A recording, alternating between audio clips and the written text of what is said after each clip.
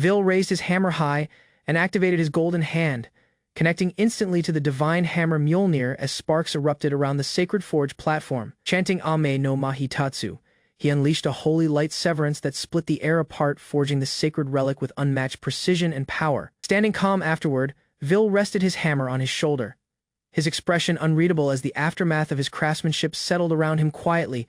Back in the new home he built for his future marriage, Vil received shocking news delivered through a letter from his fiancée, Sirikal Hassan. Sirikal stated plainly that she wanted to call off their engagement, her tone steady despite the weight of the decision she had just made. Vil argued that their families arranged the match so he could inherit the smithy while she took over Hassan Trading Company. But Sirikal revealed she had already found true love. The scene shifted to Sirikal standing close with another man, who greeted Vil coldly while holding her possessively in front of him. Stunned, Vil asked since when the two of them had been together, recognizing the man beside her as Sechin, someone he never suspected. Sirikal explained that Sechin comforted and supported her through grief, unlike Vil, who chose work over her when her father passed away. She insisted business success was pure coincidence, not neglect, while Vil defended himself, saying he had no choice but to save Hassan Trading Company. Sechin praised her determination as admirable, claiming that after her father died she never gave up and kept fighting for the company alone. Sechin then told Vil bluntly that he needed to move out since the newly built house and store were no longer his to keep. Vil protested that the building legally belonged to Sirikal, questioning why they could not simply live together at her original residence instead. Sirikal revealed she was carrying Sechin's child, and Sechin declared himself the new head of household, refusing to accept anything less than full control. Furious, Vil shouted that this was unbelievable, while Sechin coldly told him to take the house and store and do whatever he wanted. Sirikal offered to keep the smithing herself, but Sechin reminded her that Hassan Trading Company still needed weapons, urging her not to quit. Walking away silently, Vil declared that none of it mattered to him anymore, closing the door behind him as he left everything behind elsewhere. Sechin's father called him a once-in-a-millennium genius blessed with the golden hand, while Sechin accused his father of always favoring Vil instead. Enraged, Sechin screamed that he was not mediocre, admitting he hated Vil for having everything, vowing that was why he took it all. Later, a mysterious woman named Princess Anaros arrived, politely asking where she could find Master Hapusai, leaving Sirikal and Sechin visibly startled. Confused, Sirikal asked why a princess would visit a random smithy, but Anaros clarified Hapusai was merely the shop's name brought to congratulate Vil. Anaros remarked how lucky Sirikal was to marry such an amazing man, then paused, realizing she was speaking to the fiancé of Vil himself. Sechin interrupted, claiming ownership now that Vil had left the shop, revealing to Anaros that his engagement to Sirikal had already been called off. Anaros asked calmly whether Sechin was the one taking over Hapusai, and upon his confident confirmation, she simply stated that the matter was settled. Sechin boasted he would inherit everything Hapusai represented, promising Anaros he would take full responsibility for the legacy attached to that name. Anaros mocked his big talk given his weak arms, then politely excused herself, leaving Sechin and Sirikal standing there in stunned silence. Outside, Anaros ordered her knights to cancel every dealing with Hassan Trading Company immediately, her tone shifting completely from polite to commanding. She declared it an emergency order, insisting Vil could not have traveled far yet, demanding her soldiers search for him with everything they had. One knight questioned what she truly knew about Hapusai, wondering why it mattered if Vil's own brother was taking over the workshop. Instead, meanwhile, Vil activated his golden hand near a riverbank, vowing never to return to the capital even if they came crawling back apologizing. A flashback showed young Vil asking his grandfather what exactly a Hapusai was, unaware of the legacy tied to that mysterious golden mark. His grandfather explained that a blacksmith blessed with the golden hand was someone like himself, carrying a mark few in history ever possessed. He continued that every generation of Hapusai inherited this golden hand, each carrying its own unique and unmatched crafting skill passed through bloodline. In another flashback, young Vil activated Ultra Alchemy, unleashing tremendous power from his hammer that proved his skill surpassed ordinary blacksmith expectations completely. He considered selling his creations for travel funds, but worried flooding the market could crash prices, deciding restraint was wiser than overreaching ambition. His grandfather noted that normally someone blessed with the golden hand only ever received a single crafting skill throughout their entire lifetime. Yet he admitted that throughout the long history of Hapusai, Vil was the only one who possessed 5 different crafting skills combined. His grandfather formally declared Vil as the new Hapusai, passing down the divine hammer Mjolnir, the sacred relic representing generations of dedicated craftsmanship. Vil narrated that he inherited the shop's name and artifact from his grandfather Genkoji Craft, maintaining the city's barrier and holy swords on royal orders. Aneros reflected that peace still existed within the kingdom today specifically because Hapuse had remained present, watching her knights march forward solemnly. A knight asked whether they should inform heroine Caroline, warning that if Master Hapusai remained missing, the city's barrier would soon fall into danger. Aneros recalled Vil had just performed maintenance on the holy sword, reassuring them the barrier would hold unless ancient dragons suddenly attacked without warning. She ordered her knights to move out immediately, commanding them to find Vil, protect the barrier, and secure the capital's safety without delay. Aneros muttered they needed to lock him down quickly, noting that heroine Caroline trusted Vil deeply now that he was finally single again. Meanwhile, Vil opened a hidden box containing travel funds, deciding Sechin could handle the shop, since maintenance was never Hapusai's true intended purpose anyway. He smiled, recalling his grandfather always insisted that Hapusai's real mission extended far beyond simple maintenance work passed down through generations before him.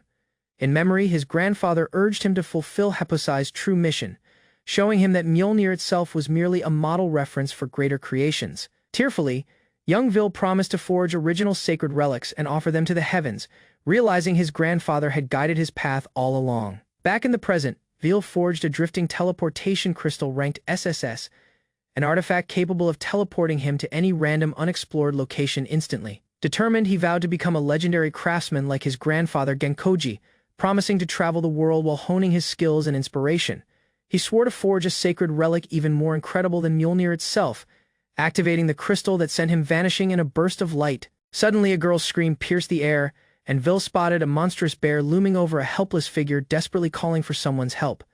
Without hesitation, Vil charged forward, shouting for the beast to stop right there, his hammer ready as he leaped straight into the danger. Disoriented, Vil wondered where exactly he had drifted to, realizing under the moonlight that he now stood alone within an unfamiliar, dense forest. He approached the trembling figure and discovered a young beastfolk girl crying quietly, her cat-like ears twitching as she stared back at him.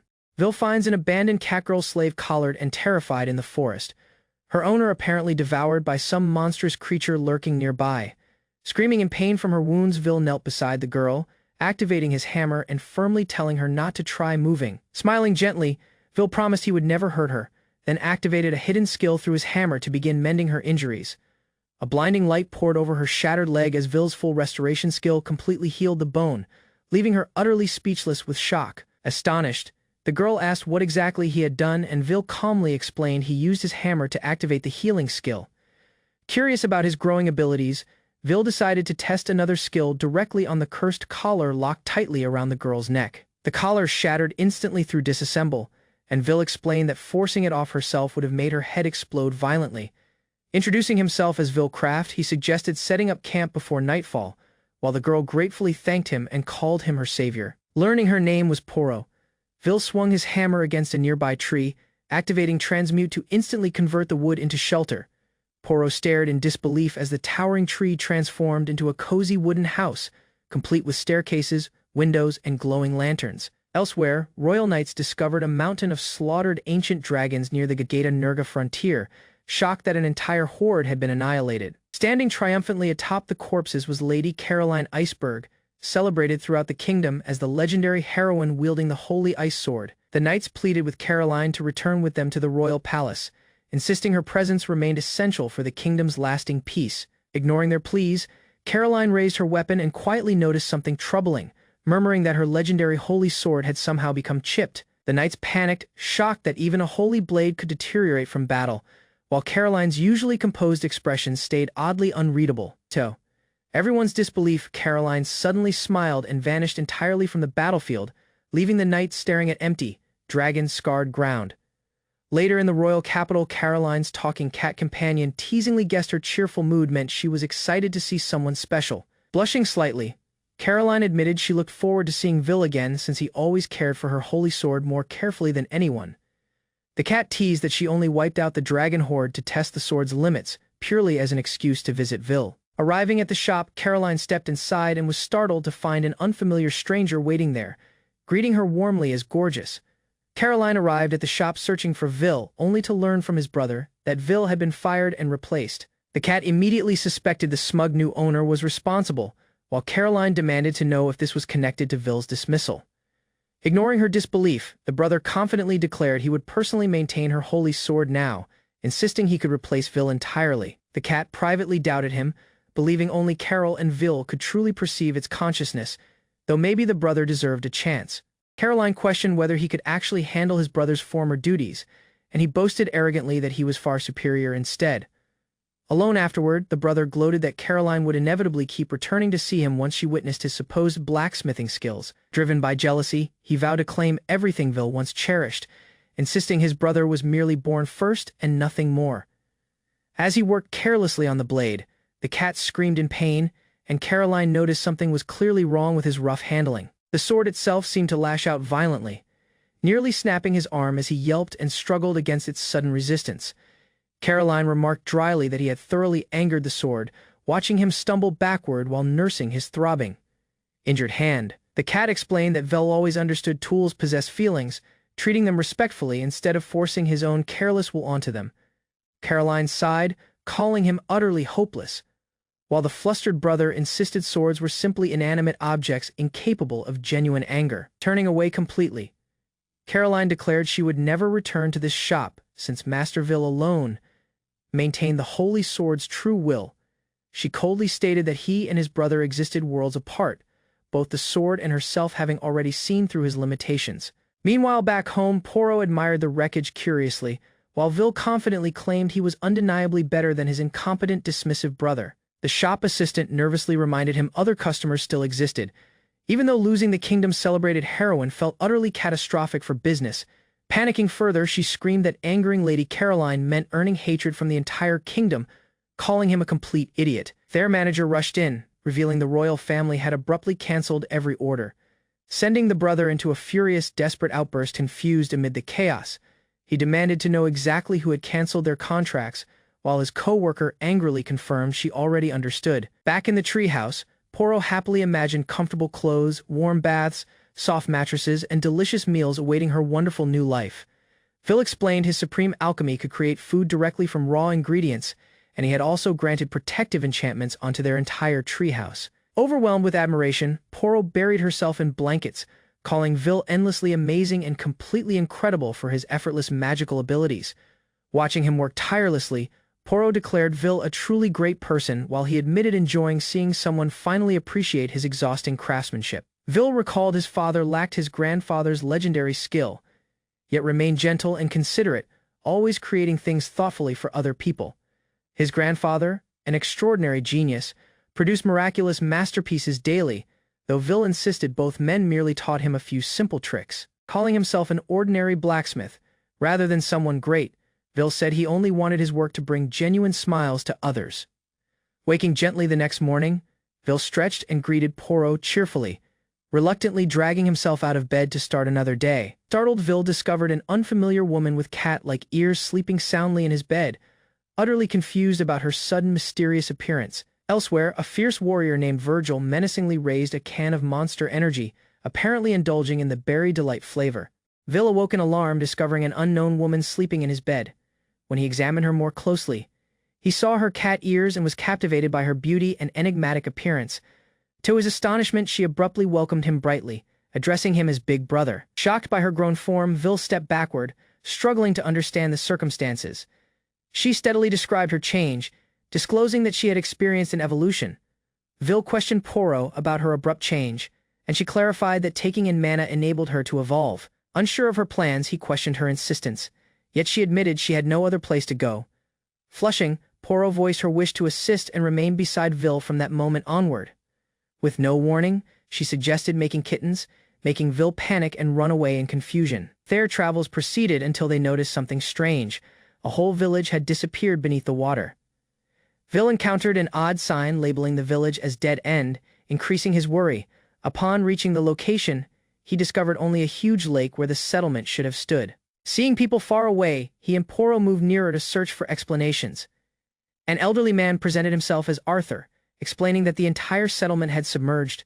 Floods caused by a storm ruined the village, leaving only seniors behind without any means to restore it. Without speaking much, Ville moved away, causing Poro to call after him in puzzlement. He scaled a cliff and verified his theory. The nearby mountains created a basin that trapped rainwater. Looking across the flooded valley, he recognized that he might be able to alter the situation. Calling forth his enormous divine hammer, he readied himself to reform the terrain itself. With resolve in his gaze, Vil started his task, amazing Poro with his determination. Holding the hammer with a steady grip, Vil struck with complete force, directing his power. The enormous strike slammed into the earth, rocking the ground and cutting a large crater. Several blows followed, with each one expanding the opening until the terrain split apart entirely. When the last strike landed, water rushed through freshly created channels and poured down the cliffs. The residents watched in wonder as Vil remained before the newly created reservoir. His scheme's successful water ran continuously as the villagers were summoned back, only to discover their houses badly damaged. Observing the devastation, Vil steadily explained that aged timber buildings could not survive the flooding. He called forth a creation stone and prepared his hammer. Filling it with power through Golden Hand, a bright surge of magic burst forth as he triggered full restoration and creation together. Damaged timber and broken bricks lifted into the air, reforming themselves into something fresh and sturdy.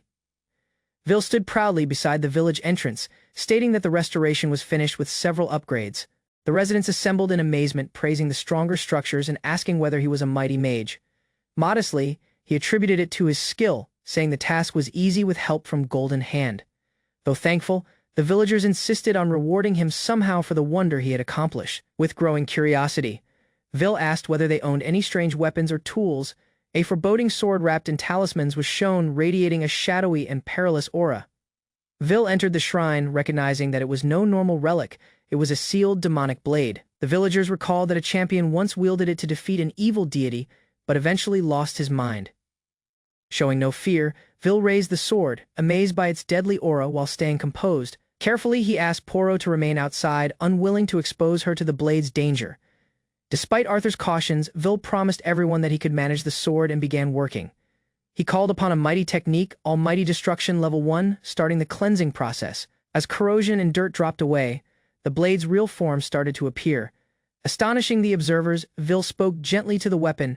Understanding its suffering and remaining marks from previous battles, he clarified that by knowing the sword's burden, its voice could be heard, and the blade then reacted. As Vil clutched the sword more firmly, Hex energy swelled through his arm, signaling its insanity. Idia's spirit erupted from the blade, its presence immense and catching everybody unprepared. The villagers explained that the blade's hex trapped a spirit inside, leaving it unusable by nearly everyone. Vil stated that the real curse was not madness but restriction. The weapon could select only specific wielders. Despite requests to release it, he remained steady, resolved to confront the spirit head. He faced the sword's spirit, recognizing its curse and the suffering caused by abandonment. With gentle compassion, he voiced sadness for the many years it had suffered in loneliness. The spirit, now exposed and vulnerable, begged for recognition and freedom from its agony. Vil stated his conviction that even tools ought to create joy rather than fear or sorrow. Wearing a kind smile, he promised not to abandon it again, offering faith and companionship. He activated Golden Hand, surrounding the cursed blade with sacred energy while everyone watched in wonder. Stating his duty as a blacksmith, he restated his purpose of repairing damaged tools. With firm determination, he gave the blade a new name, Yozora, and swore to finish it completely. The spirit rose upward, its shape warping as it responded to the power encircling it. Invoking almighty refinement, Vil readied himself to cleanse the cursed essence once and for all, within the kingdom of Gaeta-Nurga. A woman looked for Vil, feeling something strange through her companion. In the distance, a hooded figure watched the heavens. Observing the emergence of a new sacred sword, Vil confronted a shadowy, chaotic being, lifting his hammer in resistance. As the creature's might swelled, he triggered a sealed scroll that released luminous power. From the scroll, a womanly figure smoothly materialized, her body forming in midair. She recognized him as her maker rather than merely a blacksmith. She presented herself as Yozora, spirit of the holy sword of darkness. Renewed through Vil's hands, changed from a demonic blade into a holy weapon, she now pledged her allegiance to Vil. The sword spirit's beauty filled the beastkin girl with wonder, amazed that she was even able to see her. Vil threw the holy sword toward the girl. Poro, she caught it, puzzled that she could wield the weapon. With astonishing ease, Poro released a rapid display of sword techniques while energy swirled around her. She admitted that the sword seemed to guide her motions. Rather than training or conscious thought, Vil clarified that he had filled the sword with sacred mana. He remembered his grandfather's teachings, explaining that he infused divine energy while naming the sword. An elder commended Vil, amazed that a mortal had accomplished the creation of a sacred sword. Despite the admiration, Vil felt torn. Recalling his grandfather's unrealized ambition to forge such an artifact, he acknowledged that the blade was not fully his creation, but rather the completion of earlier work. Although pleased by Yozora's happiness, Vil swore that someday he would craft a divine relic completely by himself. From a distance, a hooded woman watched the burst of divine energy and responded in shock. She and her companion recognized that the holy sword had not come from heaven. Someone had forged it in their world. Amazed, she absorbed the revelation that a human had achieved something believed to be impossible. Bursting into laughter, she mocked her companion for overlooking the importance of what had happened. With complete assurance, she named Vil as the creator. At last, the world would witness his unequaled talent. Carol sensed a grave danger and quickly ordered Corey to trace the origin of the holy sword's appearance. In the distance, Vil planned his next step, deciding to depart for the faraway empire of Madolka. Poro guided their recently obtained carriage, thankful for the villagers' surprising present. They had been given it in gratitude for the support and assistance they had provided to the local residents. With determination, Vil handed the holy sword of darkness to Poro, trusting in her ability to wield it. Vil softly entrusted Yozora to Poro, asking her to guard the sword and give happiness to others. As she enjoyed the wind, Poro started practicing under Yozora's guidance, while Yozora offered to teach her swordplay. Abruptly, a mighty gust rushed down from overhead, startling everyone traveling in the carriage. An enormous creature dropped with tremendous force, rocking the earth when it landed in front of them. Looming overhead, a terrifying dragon stared threateningly, its aura marking the beginning of a lethal battle. V saw the green dragon diving downward, recognized the danger, and shouted an alert. Instead of panicking, he observed that the dragon's scales would be perfect material for crafting high-grade armor. Yozora offered to face the creature, describing it as a chance for Poro to gain genuine battle experience. Both Vil and Yozora urged Poro to enter the fight, keen to see how much she had developed. As the dragon bellowed, the pair remained steady. Poro braced her sword while Yozora stood ready beside her. Encouraged by Yozora, Poro rushed toward the looming dragon without any hesitation. Pulling the sacred blade free, she readied herself for a final strike while Vil observed carefully. She jumped high and cut across the dragon's back, landing a clean strike and showing her excitement. Nevertheless, the assault hardly penetrated the dense scales, and the wound was too light to halt the creature. In response, the furious dragon turned its enormous body and prepared a devastating counterstrike. Alarmed, Poro shouted to Yozora, uncertain how she should continue against the violent beast. Yozora encouraged her to believe in both herself and the sword, reminding her to perceive things with her heart. Together they accepted the surrounding shadows, searching for the faintest glimmer of hope in the end. Poro gained focus. She centered her spirit, prepared to attack with purpose and power. The dragon responded by releasing a wave of fire toward the duo, turning the heavens into flames. In a brilliant union of spirit and steel, Poro pierced the inferno and landed a mighty strike against the dragon's head. Her blow struck with tremendous force, throwing the creature onto the ground in defeat. Poro cheered over her win while Yozora reminded her that she had hardly used the sword's full strength. Although the dragon lived, the fight became a major turning point in Poro's development.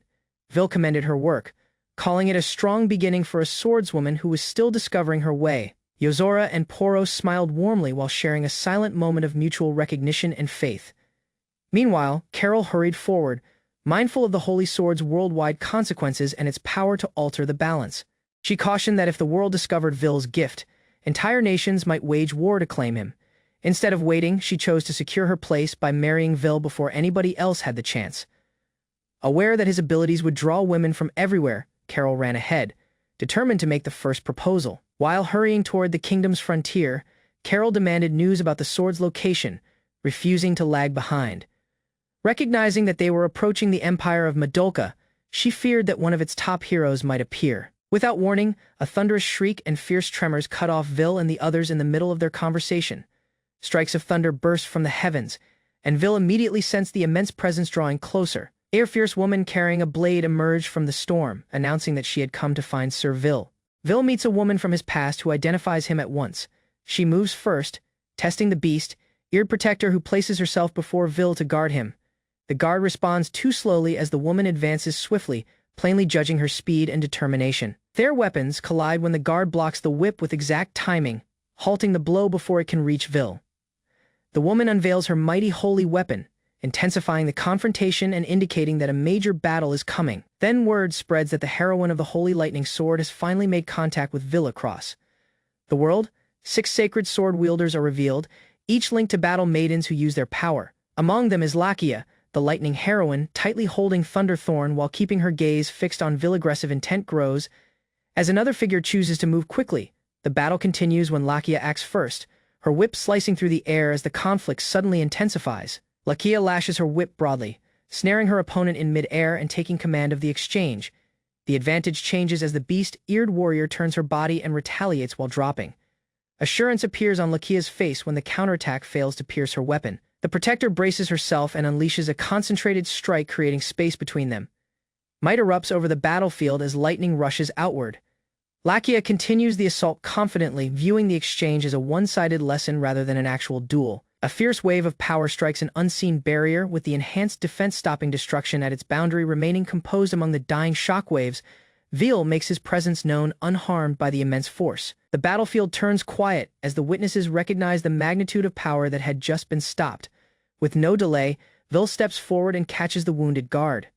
Vil holds the injured protector and admits that the opponent's strength surpassed what she could manage alone. Observing from afar, Lakia rejects the guard's value and refuses to accept her as a suitable partner beside Vil. Moving ahead, Lakia remembers an earlier agreement and plainly states her plan to win Vil through victory. The abrupt proposal stuns both Vil and the guard, producing bewilderment instead of hesitation. Determined and forceful, Lakia swings her whip once more, declaring a final battle with nothing held back. Shadowy clouds gather across the heavens as thunder builds, towering over everyone below with increasing force. The observers suddenly understand that Lakia had never battled seriously, and the threat rises beyond anyone's control. Lifting her weapon, Lakia releases her final technique while Vil readies himself for the impact. Lightning strikes downward, forming a furious dragon-like force, directed straight at the battlefield. The gigantic thunderstorm falls in its complete form, rocking the land and signaling the beginning of a critical moment. Feeling the approaching disaster, Vil decides to unleash all his power to stop complete destruction. An enormous counterattack bursts forth as Vil's ability meets the descending thunder beast head on with one simple gesture. He deflects the leftover energy and scatters the attack without any effort. Surprise spreads through the observers as Lakia recognizes the effortless protection in front of her. Focus shifts to Vil's concealed trait as the ominous evil eye is finally exposed. Vil clarifies that Lakia had been afflicted by a curse during her youth. Terror spread throughout the empire, and despite every attempt, the hex could not be removed, resulting in a death sentence. Her execution was postponed when reality emerged, revealing that she was both a holy sword wielder and a calamity. Vil acknowledges that the curse surpassed his abilities, making him incapable of removing it entirely. Ultimately, he bound the evil eye with a mighty device, saving her life at an enormous cost. After years of confinement, Lakia reaches her breaking point and decides to risk everything to escape her doom. Confronting Vil face to face, she gives her life to the man who once rescued her from execution. Recollections emerge of her escaping the Empire, resolved to become powerful enough to remain at his side. The distance between them shrinks as Vil steadily reaches a choice that will change everything. Disregarding the danger and cautions around him, Vil readies himself to remove the seal from Lakia's evil eye. Vil advances with steady determination, asking Lakia to place her life in his judgment without any delay. Teardrops blend with resolve as Lakia agrees, tying her destiny completely to him. The seal breaks open, and the hexed eye responds fiercely as concealed flaws become visible. He attacks without holding back, refining his strength to break the curse at its very center. Light clears the heavens as both touch down safely. With the evil eye destroyed and Lakia finally liberated, astonishment crosses her face as her sight returns, exposing pure light where destruction had once remained. Standing across from her, Vil confirms that he is there, letting relief replace dread and shock. The observers immediately see the difference, recognizing that the cursed eye has changed into something holy. An explanation comes afterward as the curse is redefined, its demonic framework reused instead of erased.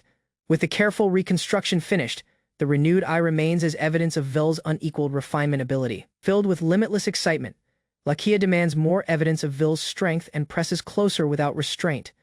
Their momentum collapses into turmoil as both fall into the grass, making the moment uneasy and uncontrolled. Thankfulness overflows when Lakia realizes the curse is genuinely gone and her feelings are finally released. Later that evening, Vil goes back to his workshop, surrounded by tools and silent concentration. Sparks fly as a fresh creation begins forming, indicating the start of another legend at his forge. An enigmatic man unveils a mighty false seal, showing its capacity to create tools beyond ordinary limits. Vil rejects the proposal, sensing concealed danger behind the tempting strength and choosing caution instead. Left by himself in the shadows, the hooded figure leaves, surrendering the cursed seal to fate and later consequences. An assured woman triggered her new right eye, claiming that victory would make Vil belong to her. With dramatic flair, she released the might of her Eye of Divinity to manipulate time around him. Yet her attempt failed, and she was taken by surprise and pinned down during the attack. Vil quietly clarified that he had refined the cursed eye and made himself resistant to its power. While she pouted, the others praised Vil like a god, completely destroying her chance. A towering goddess-like figure stood over a heap of skulls, her aura radiating destruction and majesty. Meanwhile, Vil journeyed toward the empire of Madoka, planning to meet the Empress after repairing a cursed eye. As Carter, the imperial capital, entered view, its enormous barrier glimmered above the city like a dome. Looking from the carriage, Vil was amazed that he could clearly detect the magical shield others could not see, recognizing his progress. The woman said that only talented blacksmiths could perceive protective constructs like it. At the imperial palace gates, Vil and his companions climbed the grand staircase leading toward the throne room. Inside, Empress Artemis reclined with calm authority, receiving Lakia's return with restrained surprise. Then, her history as a warrior queen was revealed. She had once defended the capital with her own army during a catastrophe. Recognizing Vil, Artemis welcomed him kindly after years apart, their reunion carrying a trace of nostalgia. Although frail, she sincerely thanked Vil for helping Lakia and disclosed her part in arranging the curse's removal. Even advanced medicine had failed to heal the Empress's steadily worsening lungs. With composed acceptance, Artemis admitted that her life was approaching its last chapter. Although Vil offered hope, she softly refused. Aware of the limits of her damaged body, satisfied, she voiced relief that she could thank him before her death. Before departing, Vil made a respectful request, and the Empress accepted it with sincerity and grace. Vil proposed restoring the Empress's damaged body, motivated by resolve and compassion. Though skeptical, Artemis reminded him that her illness was not an ordinary wound he could simply mend. Unshaken, he suggested rebuilding her body instead of trying to cure the incurable disease. Strengthened by his ally's faith, she quietly gave permission for him to continue. Once given her trust, Vil triggered Golden Hand, ready to reshape life through his craftsmanship. Vil started the restoration, calling upon his full strength with intense focus and purpose. A mighty wave engulfed the room, surrounding the Empress with luminous, transformative energy. Outside, a brilliant seven-colored explosion drew everyone's gaze as the healing reached its climax. General Adrak rushed in demanding explanations, only to be reminded that the visitors had the Empress's trust. In haste, he reported a crisis. Demonic insects were approaching the capital after the city barrier collapsed. Alarm spread through the group, as Vil's silence confirmed the danger nearing the capital. Beyond the horizon, hideous demonic insects with grotesque bodies darkened the heavens in swarms. Fear erupted among soldiers and civilians, who hurried to withdraw behind the palace walls. Frozen by terror, Lakia understood that the unfolding crisis was beyond anything imaginable. General Adrak commanded an evacuation while Lakia insisted on fighting, resolved to confront the danger herself. Because the barrier engineers were absent, the Empire faced calamity without technical support. Unshaken, he quietly stated that he would take care of the repair himself. General Adrak panicked, demanding to know what Vil intended as he moved toward the device. Disregarding the protest, Vil triggered Golden Hand and poured radiant energy into the mechanism. As power swelled, he recognized the pattern. It was the same magic circle used on the cursed eye. Vil boldly threw himself into battle, striking a gigantic insect in midair with sheer force. Releasing almighty refinement, he destroyed the monster with a devastating slash of energy back at the palace. Everyone stared as the battlefield flared with light. Amazed by the immense display, in a composed tone, Vil assured them that the insects had probably been erased by the light. He disclosed that the barrier had been improved to automatically disintegrate threats, allowing the capital to defend itself. Vil inspected the damaged barrier layers and concluded that deliberate sabotage, not natural decay, caused the failure. Facing Adrak with a composed smile, he suggested guilt without directly accusing anyone. Approaching footsteps broke the mounting tension and drew startled reactions from everyone nearby. A breathtaking figure emerged, radiant, royal, and reborn, leaving the entire room speechless. With tranquil authority, the restored woman announced herself as Empress Artemis of the Empire. Vil and his companions watched in amazement as the youthful Empress Artemis displayed her complete transformation. She clarified that Vil's restoration had done more than heal her. It rebuilt her body from within, moved by the wonder. The knights below celebrated her return with thunderous cheers. Artemis commanded the general's arrest, yet he exploded in fury and resisted violently. Shouting his devotion to a dark force, Adrak activated the explosives attached to his body. Lakia and the others braced themselves while Vil questioned what the words 7 powers meant. With no delay, Artemis sprang into action, directing a mighty strike at the traitorous general. Her high kick struck with crushing force and sent Adrak soaring upward like a missile. Voicing her fury, Artemis swore that no foe of the Empire would escape her punishment. A moment later, Adrak exploded in midair, reduced to nothing by her tremendous power. The citizens celebrated Artemis's return while she asked how she could reward Vil for his assistance. Flushing, she suggested something more personal, touched by his modest reply. Lakia and the others observed, realizing they now had an unexpected rival for the Empress's affection. Vil quietly turned away, still considering the meaning behind the phrase 7 powers. At Hassan Company headquarters, fear suddenly broke out. Overcome by pressure, the company president realized that losing even one additional client could destroy the business completely. While she attempted to control the crisis, somebody knocked hard and demanded her attention. Then, to her surprise, the visitor was the S-ranked leader of the Adventurers Guild. Thankful for a blade Vil had crafted, the guildmaster arrived to order more, bringing hope during the company's decline. A shipment of finely made swords arrived, displayed with pride and hopeful expectation. Examining one blade carefully, the guildmaster tested its edge using a fast, fluid motion. Within a moment, the sword broke on contact, unable to survive genuine combat. Although it looked flawless, the weapon was a badly made imitation, leaving its creator stunned. Furious, the guildmaster announced legal action, saying the deception had endangered her subordinates' lives. The company president fell into tears, begging for mercy and pleading to avoid a lawsuit that would ruin them. Showing no emotion, the guildmaster stated that the firm's fate was sealed because the betrayal could not be ignored. Ignoring her pleas, the guildmaster departed with final words. The court would determine their punishment. Elsewhere, fake weapons were being mass-produced with a counterfeit seal, misleading customers for profit. Without warning, a sword broke during testing, exposing the dangerous fraud in plain sight. A blacksmith found one of her blades among the shattered debris and was horrified to see it destroyed. She suddenly realized that the entire shipment had been made with false seals, deceiving everybody.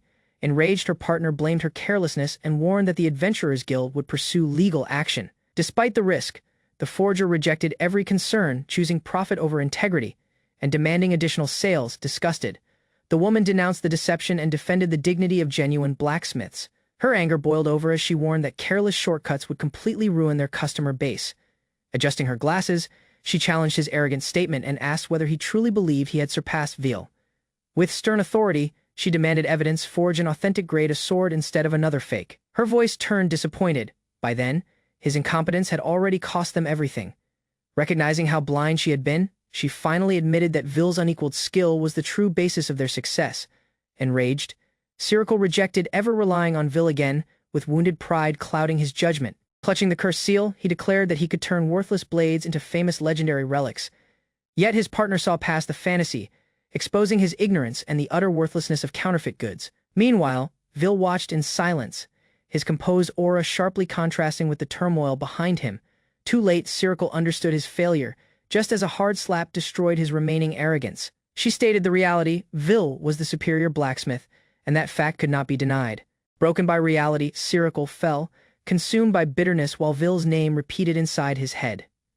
His fury spun beyond control, dark power swallowing him as a concealed figure watched with a smile.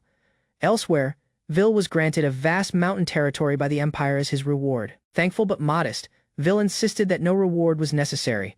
Although the Empress refused to agree, Vil politely rejected the official title of Lord, even though he now ruled the land of Crowley. Excitement spread as his companion eagerly imagined constructing a fresh workshop beside the village. After entering, Vil noticed the disturbing quiet: no residents, no movement, and only complete stillness. With no warning, a piercing scream cut through the air, followed by rapid footsteps farther away. A frightened girl collapsed while running, wounded and whispering an urgent request for help. Hideous lizard creature appeared, looming over the girl with raised claws and a roar that shook the air. In a moment, magical barriers formed around the beast, locking it inside an airtight prison of force. Yet a single claw broke through and lunged perilously close to the terrified girl's face. From a distance, Vil triggered his technique while his companion rushed forward to guard the child. With fury blazing in her eyes, she condemned the attack, saying harming a helpless child was unforgivable. The girl abruptly shouted, begging them not to injure the creature because it was her grandfather. Her urgent plea stopped the warrior completely, with bewilderment briefly flashing across her eyes. Looking backward, she quietly waited for Vil to decide what they should do next. As they drew nearer, the girl recognized Vil as the new lord, causing her and the others to kneel. With lifted hands and hopeful cries, the villagers begged Vil to save them from disaster. The girl presented herself as Noah and assembled the villagers so they could explain everything to Vil. She disclosed that the monster had once been her grandfather, Lagaro, who formerly served as village chief. Showing her back, Noah revealed lizard, like scales that proved a spreading curse was affecting her. The white dragon, God's winds, carried a mark that gradually changed its victims into lizardmen. Everyone solemnly watched the cursed being, once a human, but now trapped inside a scaled body. Vil confidently moved forward after noticing a magic circle beginning to form around the cursed figure.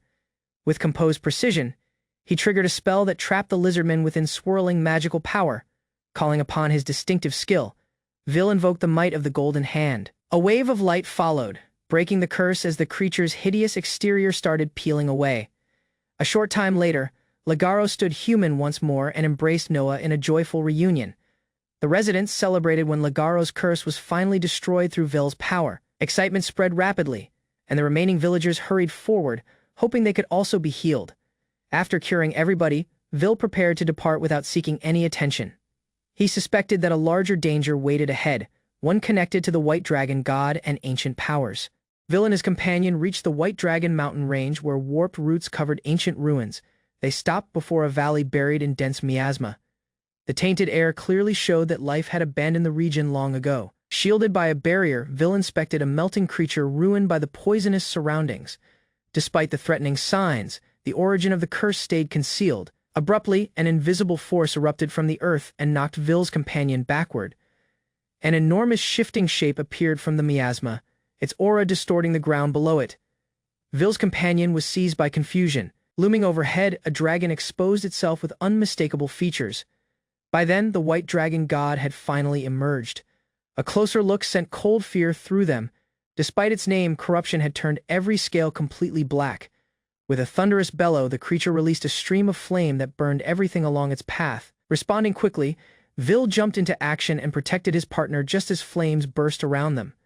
A huge wave of fire crashed downward while Vil triggered his strongest defense, protecting them both from destruction. With assurance, he described the barrier's strength, an improved version exceeding even the capital's defenses. Quietly lifting his hammer, Vil explained that the barrier could block both miasma and physical attacks.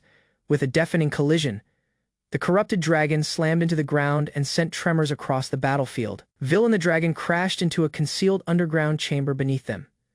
Dust gradually settled while light entered the shattered cavern, exposing the result of their fall. Vil climbed from the rubble and checked Poro, who had survived because his barrier protected her. He watched the dragon struggle to fly and wondered whether even a creature like this could suffer a curse.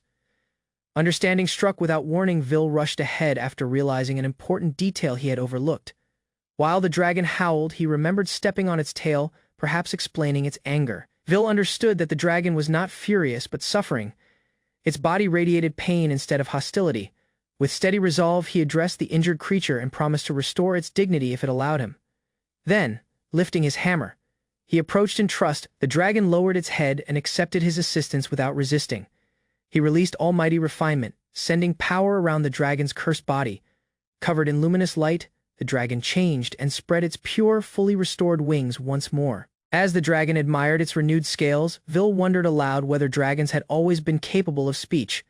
The majestic creature clarified that it was no ordinary dragon, but a dragon god, which explained its ability to speak. Thankful for being restored, the dragon offered sincere gratitude. Poro stared at the revelation in awe. Vil casually presented himself as a traveling blacksmith, apparently unaffected by the divine being before him. Laughing together, the dragon called him Crowley. Poro joined in and announced that Vil was now Lord of Crowley. The dragon disclosed that ancient kings had once given him the name Crowley, a title he and Vil now shared. Although the old kingdom had vanished long ago, the dragon named Vil the rightful new ruler of the land. Vil next asked what had caused the dreadful curse that once corrupted the dragon. With sadness, The dragon described how grief consumed him after the kingdom lost its sovereign. While he was vulnerable, a dark power attacked and embedded the curse as he mourned. The dragon feared that he had injured the people because his curse spread on the mountain winds. Vil quietly reassured him, insisting that he was not the one to blame. A hidden magic circle appeared beneath their feet, visible only to Vil because of his skill. He described its effects. It trapped victims and intensified violent emotions beyond their control. Suspecting deliberate interference, Vil named the likely culprit as an organization called the Seven Powers. Enraged, the dragon roared a promise of revenge against the Seven Powers for all the suffering they caused. He struck the earth, yet the cursed circle remained whole, firmly rooted and resilient. With careful precision, Vil combined almighty destruction and almighty refinement, releasing both abilities in one strike. The cursed seal broke apart completely, scattering its magical restraints in every direction. The ancient castle stood renewed in its place. The circle vanished, the land restored, and hope returned. With a kind smile, Vil told the dragon that it could now travel freely without any restrictions. Abruptly, a divine woman named Lady Crowley appeared. Amazed by the creation of the sanctuary, she clarified that the castle had become a celestial territory, returning her complete divine strength on earth. Surprised by his own achievement, Vil realized that he had unknowingly created a sanctuary for a god. Before he could respond, she spotted an unusual symbol on his hand. The mark of the Sunday. Lady Crowley recognized Vil's mark as the proof of one who grasps the Sunday, a sigil of extraordinary rarity. Only a few people in history had ever received it, making Vil's possession of the mark remarkable. Amazed, she remembered seeing a similar symbol inside her own divine domain. Together, they searched the ruins and soon found a matching sun-shaped seal carved into stone. After verifying it was genuine, they realized the symbol matched exactly and connected divine domains across time. Lady Crowley disclosed that the location had once been favored by the late king. Although its function remained mysterious, despite everything she tried, the circle gave no response. Vil suspected that a concealed mechanism existed. When he moved closer, his sigil started shining and caused the floor to react abruptly. Threads of light stretched toward him, pulling him closer as the mark resonated and triggered the seal. A wave of light surrounded Vil while an enigmatic hand stretched toward him. A moment later, Vil stood by himself inside an odd circular structure enclosed by unknown stone walls. He moved ahead in confusion and found a huge open area filled with unusual architecture and faraway towers. A voice resonated inside his mind describing a telepathic ability. Then, Vil listened. Amazed by its strength, two figures emerged, with one addressing him as Master Vil and revealing that the skill connected their senses as well. Vil understood that the sigil had transported him, leaving him in a strange and unfamiliar city. Intrigued, he neared a surface and verified that it was a wall, making the environment seem even stranger. Although the area was brightly lit, he noticed there was no sun, increasing his discomfort. He concluded that the sky was artificial, part of a vivid underground environment created by illusion. Wondering about its function, Vil suspected the sigil was connected to the concealed Haposai workshop. Vil reasoned that even powerful beings such as Crowley could not enter, suggesting strong restrictions protected the workshop. Despite her power, a demon girl admitted that her abilities had limits and could not overcome the barrier. As Vil searched farther, he felt an unusual difference in the texture of one section beside the fountain. When he touched it, a swirling reaction began and energy rapidly started surrounding his body. Before he could respond, a spiraling gate appeared and pulled him toward an unfamiliar destination. The demon girl cried out in alarm, identifying the place as one of the seven hells, an extremely rare dungeon called the Fall. Vil was amazed to learn that he was the first person ever to enter, since no evidence of earlier visitors existed inside. While searching the tunnel, he found an unusual ore buried in the wall, unlike any material he recognized. Excitement surged through him when he realized the mineral was completely unknown, making it perfect for crafting new tools. Meanwhile, she cautioned that dungeon walls were believed to be indestructible, so collecting the ore should be impossible. With one strike of his hammer, Vil triggered almighty destruction and effortlessly broke through the dungeon wall. The demon girl panicked, cautioning him about the enormous danger a skill that powerful could create. Unbothered, Vil casually called forth a mysterious storage box and treated the event as something ordinary. He clarified that it belonged to the Golden Hand skill, although the ability was never supposed to include extensions. With confidence, Vil named 5 high-tier abilities, leaving her utterly amazed by his cheat-like talents. Vil said he disliked one ability but chose to continue mapping the dungeon anyway. With a rapid motion and almighty refinement, he disclosed that the entire task had already been finished. Opening a scroll, he revealed a complete map of the labyrinth while wearing an assured smile. He explained that vibrations from his hammer traveled through the earth and traced the structure, much like sonar. Although praised as godlike, Vil modestly stated that he was merely a blacksmith skilled at creating things. Vil came back through the dungeon gate and was warmly welcomed by Poro, who hurried forward to hug him. Tears gathered in her eyes while she held him tightly, overwhelmed by relief. He was astonished to discover that although only 1 hour passed for him, 10 full days had elapsed outside. To calm her concern, Vil presented a gift as his sincere apology. The enchanted object let them communicate across any distance, even while one of them was inside a dungeon. Poro embraced Vil tightly, overflowing with thanks for the telepathic gift he had made. Using ore taken from the dungeon walls, Vil crafted a hair ornament that enabled indestructible long-distance communication. Amazed, Crowley struggled to follow as Vil quietly made yet another surprising request. Meanwhile, in Lamont village, an elder worked himself hard, determined to repair the damaged homes rapidly. Abruptly, a woman cried out in astonishment when somebody began assisting her with no warning. A majestic white dragon came down from the heavens carrying Vil and his companions upon its back. The residents stared in amazement, recognizing it as the legendary white dragon god.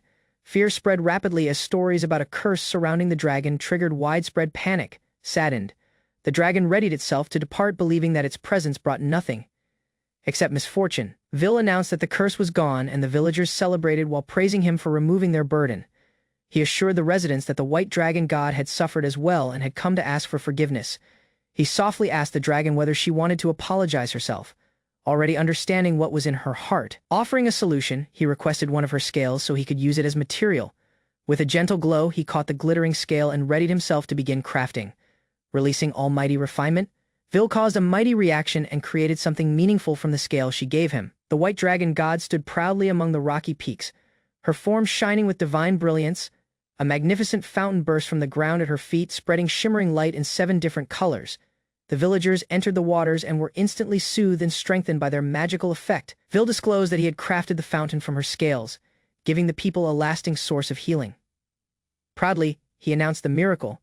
Any wound or illness could now be cured through her holy gift. As the villagers bowed in thanks, Noah spoke words of peace and accepted the white dragon god's sincere apology. The dragon gently thanked Vil for helping guide her toward redemption. Without warning, a messenger owl settled on Vil's shoulder while carrying an urgent message. He unfolded the letter and was surprised to discover that it had come from the Empire. The message reported Lady Caroline's severe battle injuries and requested that Vil return immediately. The city of Carter came under a massive attack from unknown monstrous forces. A resolute woman raced through the turmoil, forcing her way past twisting tentacles. An enormous creature towered over them, far more developed than before. Its huge body and regenerating limbs proved that ordinary weapons would no longer be enough. From far overhead, the woman called forth a huge glowing disc. With steadfast determination, she faced the creature directly. Twin moons hung above as the devastating crescent ice break was released, filling the heavens with fierce magical power. The collision ripped across the landscape, bursting into blinding light and tremendous force. Debris flew everywhere while the creature writhed under the crushing weight of the frozen attack. Carol pressed ahead, her body enduring the freezing impact while her determination never wavered. Despite its injuries, the monster endured, causing her to attack once again without any delay. Corey watched solemnly as Carol fell, blood running from her mouth while she could barely remain upright. With composed resolve, he moved forward, saying farewell and voicing his gratitude for their time together. Carol stretched out her hand and begged him to stop, yet he had already made his choice. Releasing his final technique, Corey transformed his roar, freezing the hideous enemy where it stood. Carol abruptly woke in a hospital bed, crying his name in anguish and shock. Caroline awakened to reassuring words, her wounds bandaged while Vil and the others stayed nearby to keep her safe. Emotion swelled as she softly murmured Corey's name, only to meet Vil's comforting gaze. Outside, worry spread. To Caroline, the holy ice sword was more than a weapon. It was family. Vil started asking about the sword's fate and its assigned keeper, searching for some method to undo the damage. He discovered the reality. Once a holy sword's physical body is destroyed, its essence slowly fades like a dying soul. Vil gravely accepted the harsh truth that once shattered, the life of a holy sword was essentially finished. Carol gripped the damaged fragment, apologizing that she had never properly thanked Corey. Astonishment filled the room when everyone recognized the shard. It was Corey's core. Describing its importance, Vil disclosed that the core was a holy sword's heart and its essential source of strength. Hope returned when he announced restoration might be possible, prompting Carol to ask whether Corey could truly be revived. Vil paused, aware that a single mistake might erase Corey's essence permanently. Caroline held the core tightly, declaring that her life meant nothing if Corey was gone. Touched by her determination, Vil watched her extend the fragile fragment with steady hands. Uncertainty flickered through his thoughts, rebuilding a holy sword from nothing exceeded even his grandfather's abilities. Despite his doubts, he started the ritual with hammer in hand while Caroline whispered an urgent plea for Corey to return. Then, Vil's eyes widened when the core exposed a hidden blueprint. Triggering his skill, he lifted the hammer in haste. Drawing on the techniques of his ancestors, he concentrated every bit of energy into crafting something new, something never achieved before. With one determined blow, he released relic reforging. Elsewhere, a gigantic frozen creature loomed over a mountain. The crowd stared in wonder as they learned that the ice heroine had risked everything to restrain the beast. The tentacled creature broke loose and slithered ahead while Lady Lakia commanded everyone to open fire. Despite their coordinated assault, the monster kept advancing. The observers saw that it had grown much stronger than before. Unshaken, a warrior released Lightning Cobra, aiming the attack at the core with pure electrical force. Lakia howled with confidence that her blow would finish it, yet the creature endured the lightning barrage. Amid the turmoil, soldiers collapsed. Anyone touching the tentacles fell as their life energy was rapidly drained. Cracks raced through the ice while the monster resisted, refusing to die even beneath the fierce assault. Moving forward, Lakia silenced everyone and announced that she would finish the creature alone using sword art. She commanded a complete retreat, fully aware that her selected technique would consume both her strength and her blade. Readying her weapon, she warned that things could become rough and apologized to her trusted sword Kaminari. With one final goodbye, she smiled and prepared to sacrifice everything. The hideous beast rose once more, breaking the ground below with every crushing movement. With her eyes glowing, Lakia invoked Divine Time Lord's gaze and froze the creature's movements for a short instant. Then, she shouted. The activation, sword art release, unleashing a wave of magic that swallowed the battlefield. Crackling power surrounded her body as she shot upward, her last attack gathering its full strength. With thunderous might, she called forth Storm Serpent Jfei Mungandra and struck the enemy with divine fury. The serpent crashed into the earth, sending blinding shockwaves throughout the battlefield. An enormous crater appeared beneath thick smoke, and silence followed the turmoil as dust covered the air. Hovering overhead, Lakia breathed weakly, exhausted but still standing. Then, a dark silhouette dropped behind her. Tentacles stabbed through her body in midair. With her power exhausted, she lacked the strength to resist, falling without control. She murmured an apology to Kaminari and realized her battle had ended. A wave moved across the battlefield, awakening an unfamiliar force hidden deep inside the storm. Then, Lakia's eye flashed while time distorted. Against every expectation, she stood again, confused, but prepared. Without speaking, she advanced with her weapon steady while Vil quietly observed from behind. Abruptly, countless tentacles burst forth, trying to crush everyone below as another beast appeared. Vil tightened his grip on the hammer, stared upward, and softly asked what a weapon was truly meant to be. Kari's essence shone as it rose and blended with Caroline's desire to protect others. Caroline wrapped him in an embrace through her tears, overwhelmed that he had returned. Vil faced the creature and questioned whether it truly enjoyed spreading pain and destruction.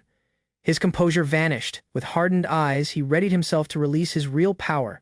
Vil faced the enormous tentacled monster while its limbs whipped outward, scattering fighters and ripping through the sand. An eye-patched woman charged ahead, holding her weapon firmly. She knew her strikes were mighty, yet this creature was far from ordinary. She attacked with all her strength, cutting through the monstrous limb in an explosive burst that echoed over the battlefield. To her surprise, the severed tentacle moved again. It appeared to be regenerating, although much more slowly than before. Understanding struck her. Vil had improved Thunder Thorn. The weapon was not merely repaired, it had become stronger than ever. With one mighty swing, the cat-eared fighter Poro ripped through the monster's flesh, cutting off limbs and bursting swollen sacs. A warning rang across the field. Contact with the tentacles would drain any holy weapon's energy. Poro still readied her blade, relying on her courage. Abruptly, the creature's core warped and reformed into a gigantic divine lion with shining eyes and thunderous footsteps. Dozens of tendrils burst from its back and surrounded the defenders as the lion's bellow tore through the air. Overcome, the warriors scattered. The overwhelming number of enemies gave them no option except retreat. Vil advanced, invoking almighty refinement to strengthen his own body. He ordered the others backward and confronted the lion-like creature alone. In a flash, he disappeared from the monster's sight before it could respond. Veal had already moved elsewhere, amazing everyone with his speed. The creature counterattacked, smashing its enormous claw downward and sending shockwaves through the earth. With effortless precision, Veal countered with one exact blow, slicing through the air with refined power and destroying the incoming attack. Quietly, he clarified that almighty refinement made him superhuman, although the effect lasted only a short time. A dragon's voice stopped Veal. It recognized the lion's state, a cursed beast attacking from pain, just as the dragon once had. Veal studied the creature and located a tainted jewel buried in its forehead. The gem, throbbing with dark power, was the cause. Realizing it connected directly to the brain, Veal paused. One mistake could cause terrible agony. The eye-patched warrior said it resembled her former cursed eye. A look at the curse's magical framework exposed a disturbing, chaotic pattern deliberately created to inflict suffering. The tension increased. By then, the creature's claws tightened. Its entire body stiffened, driven beyond control by agony and fury. The lion charged in a frenzy, wildly slashing its claws while rage overwhelmed its mind. Veal refused to move. Without any delay, he triggered both almighty refinement and almighty destruction, enlarging his weapon in mid-air to equal the beast's power. The blow connected perfectly. A thunderous strike smashed the cursed gem in the lion's forehead and sent the creature falling backward. As the dust cleared, the others hurried closer. The beast stirred, no longer aggressive and only exhausted. Veal calmly moved nearer. Smiling kindly, he announced that the curse was broken and told the lion to rest. Then, peace had finally returned. The lion moved and spoke for the first time. To Veal's astonishment, she revealed that she was actually a lioness. Thankful and genuine, she thanked Veal for freeing her from the agony and insanity caused by the cursed jewel. She promised they would meet once more, her eyes glowing warmly as Veal smiled and waved goodbye. From far away, the girls watched, one sighing in astonishment. Apparently even a lioness had begun admiring Veal. Just when the atmosphere became lighter, an abrupt explosion erupted nearby as another danger appeared, destroying their brief peace. From under the earth, a hideous tentacled being emerged in fury, shrieking in disbelief about its destroyed jewel. Floating beneath the sun, it raged in confusion over how the lioness survived after the cursed magic was broken. Veal quietly advanced and exposed the reality. The entity had remained hidden while controlling its creations from a distance. He grinned, claiming he had simply understood the structure of a badly made item. The being was shaken that he knew anything at all. Veal stayed unbothered. He swore to dismantle its defective form, calling its warped design undeserving of life. The cursed entity announced its goal of destroying the sacred relics and warned Veal not to interfere. Then, unmoved, Veal raised his weapon with determination. He would accept responsibility and eliminate the danger before him. Tendrils whipped outward, threatening to devour whatever they touched. The others offered assistance, but Veal ordered them to remain back. Switching methods. He triggered Steel Spear Forest and sent sharpened constructs flying from the earth at the enemy. To his astonishment, the spears passed harmlessly through it. Somehow the creature's body had slipped through his assault. The ground exploded violently after Veal's failed attack, spreading alarm and worry among his companions. The curse being taunted him, claiming that only divine objects could injure a godlike entity such as itself. Veal quickly reasoned that if gods could only be hurt by sacred relics, then those relics were the answer. Then, with determination, he triggered Golden Hand. Then, his voice rang out as he connected with the legendary divine hammer MJ Fainir.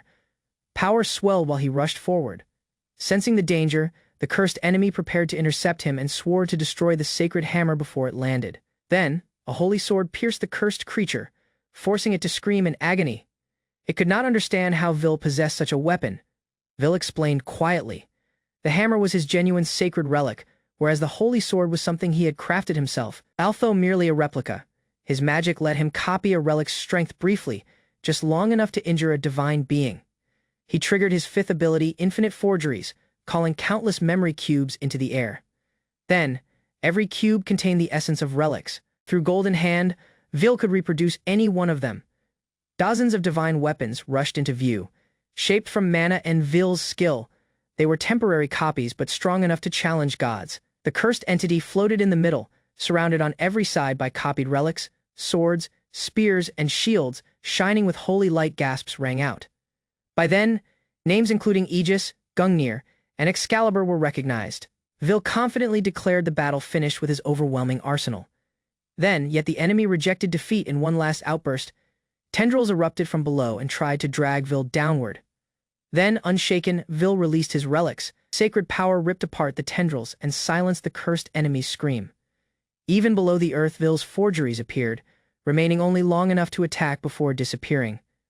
Then, a storm of holy replicas flew toward the cursed being. It recoiled after realizing that resistance was pointless. When the last blow struck, the creature screamed in defeat. With one final threat, it disappeared in an explosion. Vil remained completely safe. Although Vil's mana had already started recovering, he refused assistance and urged the others to support one another instead. Their argument rapidly changed into shared concern. All three gathered around Vil, firmly demanding that he rest and refusing to let him push any farther. Surprised by their sudden cooperation, Vil watched their hands move together. They had argued moments earlier, yet now cared for him without hesitation. Queen Artemis approached gracefully. She ordered a complete examination and called Vil the Empire's most valuable figure. A nearby voice challenged her statement, asking when Vil had ever become a member of her realm. Accusations spread through the room as a woman firmly insisted that Vil belonged to the kingdom rather than the Empire. Trying to conceal her emotions, she masked her response. Although her words sounded composed, her thoughts spun with uncertainty about Vil's growing status. Vil reassured her with a kind expression. His quiet promise to always care for Caroline caught her entirely by surprise. Then, heat rushed across her face. His words overwhelmed her and sent her feelings spiraling everywhere. Without any warning, she sprinted out of the room, leaving steam behind. Vil remained puzzled, wondering whether his simple promise meant more than he thought. Queen Artemis commended Vil and called him their most honored hero. After he saved the Empire from catastrophe, she refused to let his deeds go unnoticed. A warrior beside her stressed the danger they had faced, saying the Empire would have collapsed without his intervention. Then, both women gave sincere thanks. Artemis remained dignified while the other bowed low and showed genuine respect.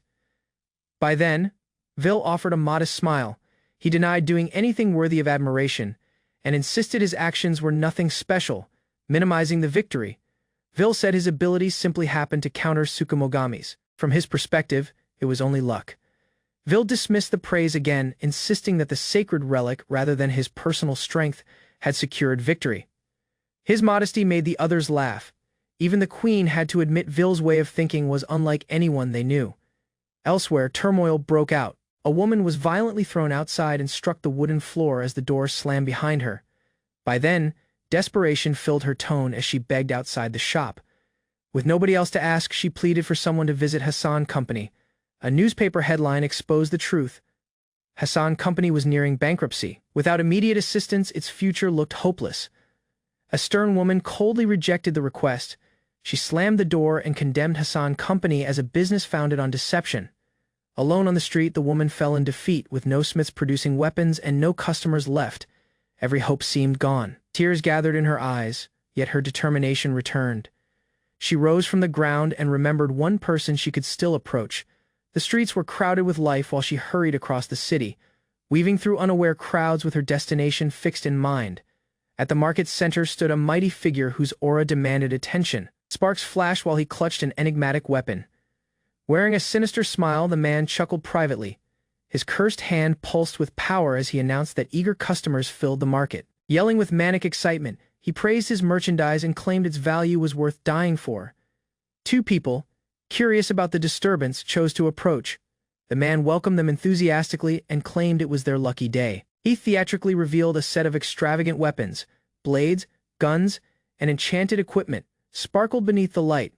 Gasps followed. Legendary relics including Excalibur, G-Fady Bolg, Levitine, and Aegis were all displayed together. With frantic energy, the merchant announced every legendary weapon for only 1,000 gold pieces. His eyes shining with greed, he faced his partner and promised unimaginable wealth.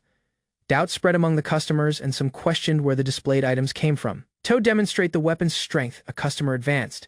Despite possessing little magical skill, he prepared a spell and readied the blade for testing. The weapon struck the crystal hard and cracked its surface. A brief silence followed while everyone held their breath. Then, without warning, the crystal shattered violently. Watching in eerie satisfaction, the merchant's sinister smile returned as he enjoyed the turmoil he caused. The crowd rushed ahead, yelling over one another. Everyone fought to obtain a legendary weapon drawn by its supposed strength and cheap price. With a crafty smile, the vendor prepared to complete a sale just before Excalibur changed hands, Somebody shouted and stopped the exchange, raising the sword overhead. The buyer showed damage on its edge. She called it counterfeit and refused to spend even 1 coin. Confusion spread rapidly. Murmurs became outrage when others noticed their own weapons had also chipped after very little use. She stressed that authentic legendary weapons radiated power simply from being touched. Shouts of total junk echoed when the fake sword broke apart. Enraged, the crowd accused the merchant of fraud and shouted that he was no genuine smith.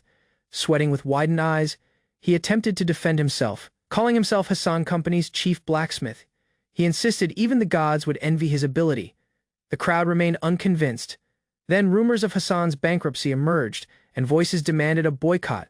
Fraud accusations erupted from every direction. As the tension rose, the merchant tightly gripped something. A magical reaction burst inside his hand, both blinding and deafening. Howling desperately, he raised his weapon overhead, surrounded by swelling energy. He screamed that nobody could deny his talent. The woman rushed in furiously and yelled at Sechin for acting recklessly. She could not believe he remained trapped in such desperation. Sechin justified himself, claiming every action was intended to save the company. She ignored his shouting and insisted only one answer remained. Lifting a newspaper, she showed the headline about Vil. Their final hope was to find him and repair everything by apologizing. By then, he lashed out and kicked her across the room. Her urgent cry was ignored as he finally snapped. His face twisted with fury as he screamed curses, refusing to see Vil as anything except a threat to his pride. Sechin erupted in rage, condemning Vil, legendary weapons, and everything tied to him. He shouted that death was preferable to apologizing. Sirikul arrived and faced him directly. While Sechin shouted insults, she held her ground and refused to retreat. With crazed eyes, Sechin threw a bowl in anger. The tension finally broke when Sirikul's harsher words called him a disappointment. Then, her voice carried absolute finality. Surrounded by imagined judges, she called him talentless and removed the last of her respect. Amazed, Sechin watched her leave. Fear took over as he begged her to stop, terrified of being abandoned completely. Sirikul departed with steady resolve and ordered Sechin to remain. Her tone was final. She would meet Vil and apologize by herself. Looking back for a moment, she restrained her tears. The choice was painful, but she knew it was correct. By then, Sechin dropped to the ground, screaming her name. Feelings of worthlessness consumed him. Talent, skill, and power were all things he lacked. Then, his cursed arm burst violently when he lost control. Agony distorted his body as the mutation grew worse. With insanity filling his eyes, he embraced the turmoil. Frightened witnesses shouted for guards nearby, realizing something had gone horribly wrong. By then, Sechin's mind broke completely. Wearing a twisted smile, he announced his plan to steal other people's talent and strength. A steam locomotive rumbled across a tall stone bridge passing through the immense mountains. Inside the train, the passengers remained quiet. A hooded person rested beside a window while a bespectacled girl sat next to him with her hands folded on her lap. Then, her expression looked troubled as she repeated a name in her thoughts. Regret lingered in her heart, perhaps mixed with longing for someone called Vilclose by. A little girl cried out while holding a damaged doll. Its head had come off, and its dress was torn. Her mother inspected it and sighed because no tools were available for repairs. Without any delay, the hooded man rose. Quietly, he moved toward the girl and held out his hand. With one steady movement, the man placed his shining hand above the broken doll. The formerly damaged doll now appeared completely untouched. The girl stared in wonder while the woman with glasses watched his hand, visibly shaken by how familiar it looked. The passengers were filled with amazement. The child hugged the repaired doll and eagerly thanked him. Her mother also showed gratitude, but the man modestly dismissed it. He turned aside with a gentle smile, admitting that he could never ignore somebody suffering misfortune. Helping them was simply part of his nature. By then, curiosity overcame the woman wearing glasses.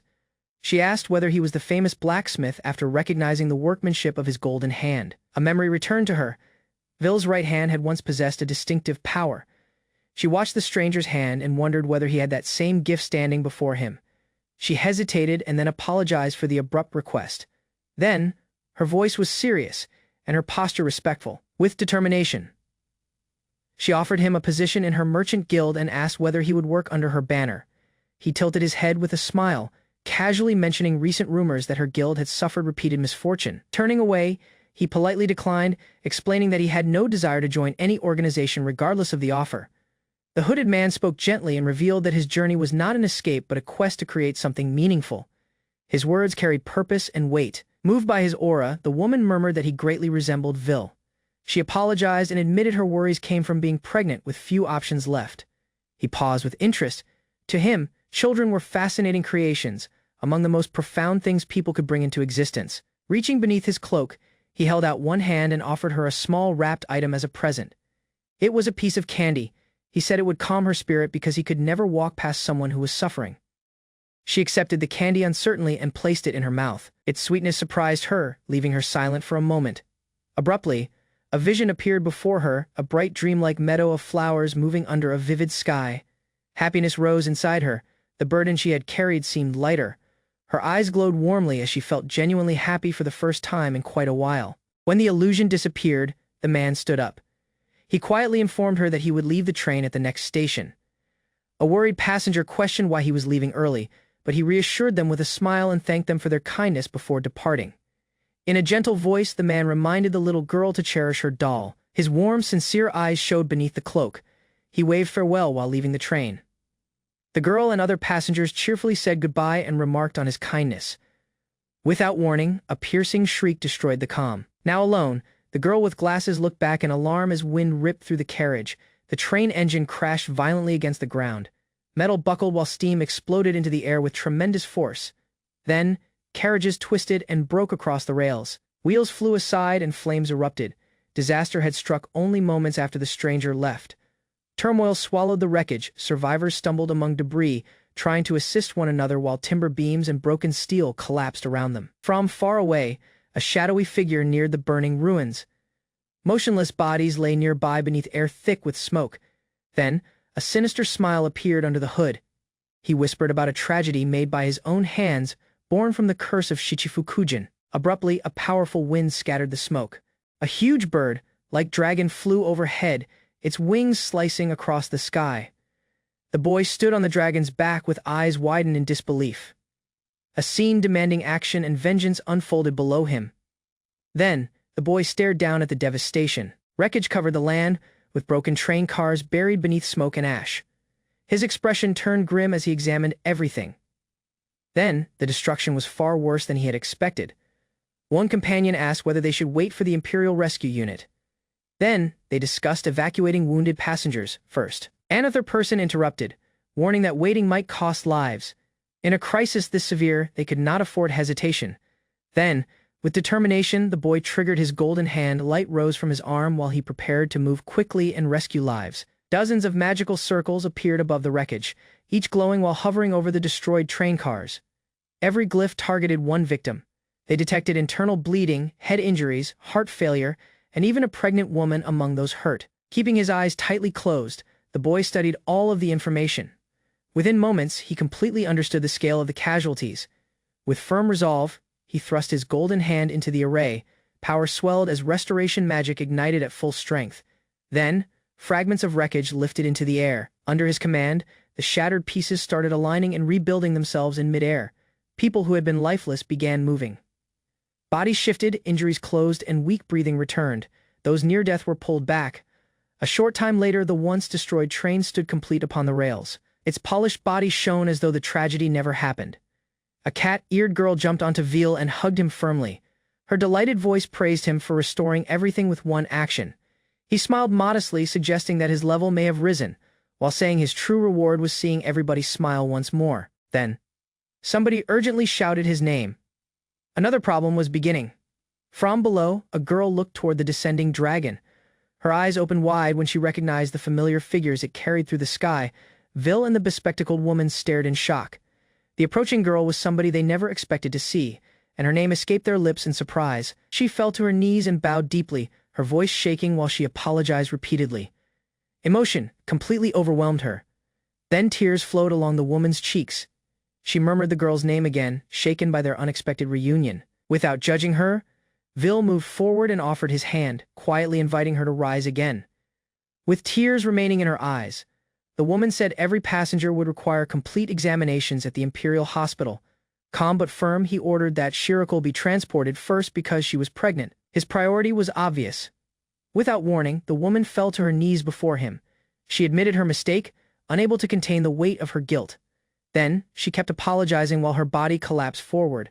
Vil remained frozen, uncertain how to respond as she broke down. When evacuation began, Vil told the team to prioritize children and women while everyone else waited for the next rescue group. Vil remained silent and watched the dragon disappear into the heavens. His calm face concealed the weight of everything that had occurred, turning toward the repaired train. He murmured his thoughts. The exterior looked flawless, yet something still seemed wrong. Inspecting the wheels, he found no signs of physical interference. The tracks were unobstructed, leaving no natural explanation for the derailment. He entered one of the train cars. His companion followed, worried by his abrupt change in behavior. Inside, thick residue hung in the air. Vil narrowed his gaze. Somebody or something had left magical traces behind. Vil asked whether his companion could see the dark haze lingering inside the train.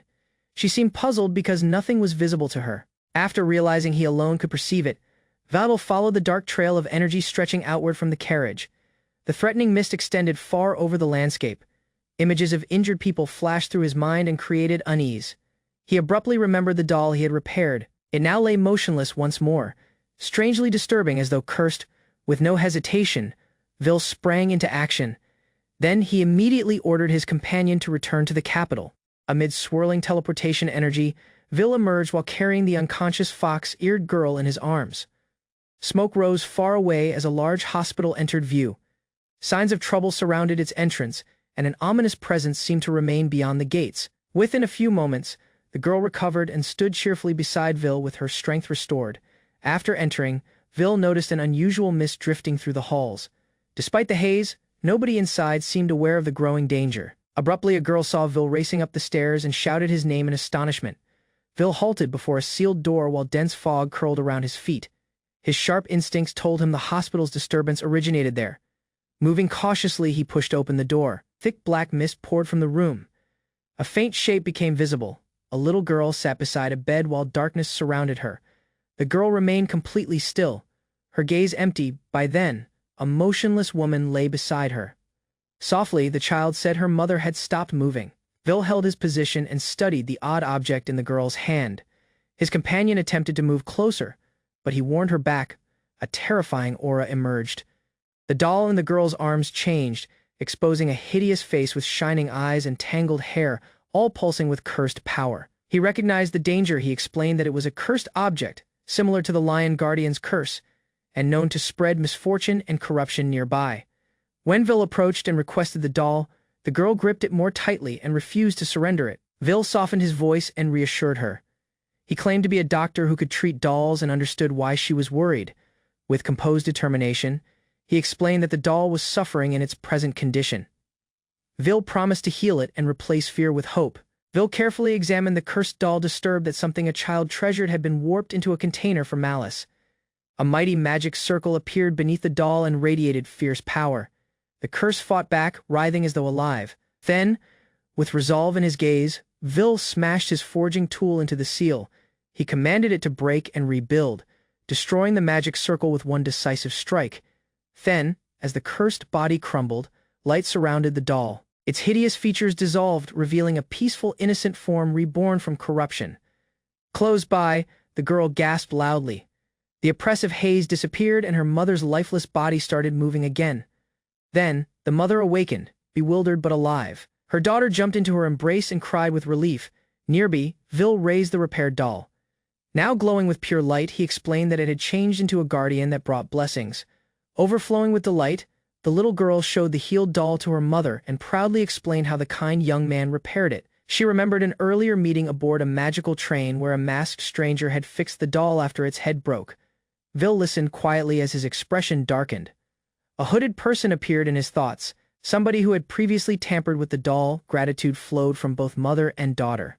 They were astonished that the healing came through a restored doll instead of medicine. Smiling brightly, the doll winked and praised its rescuer, calling him a genuine doll doctor. Her graceful form now shone with charm and light. Then, astonishment spread across the room. Nobody expected the doll to speak, particularly the man who had remade her. The fox girl clapped enthusiastically and praised Vil's brilliance. She marveled at how he gave life to something that had once been cursed.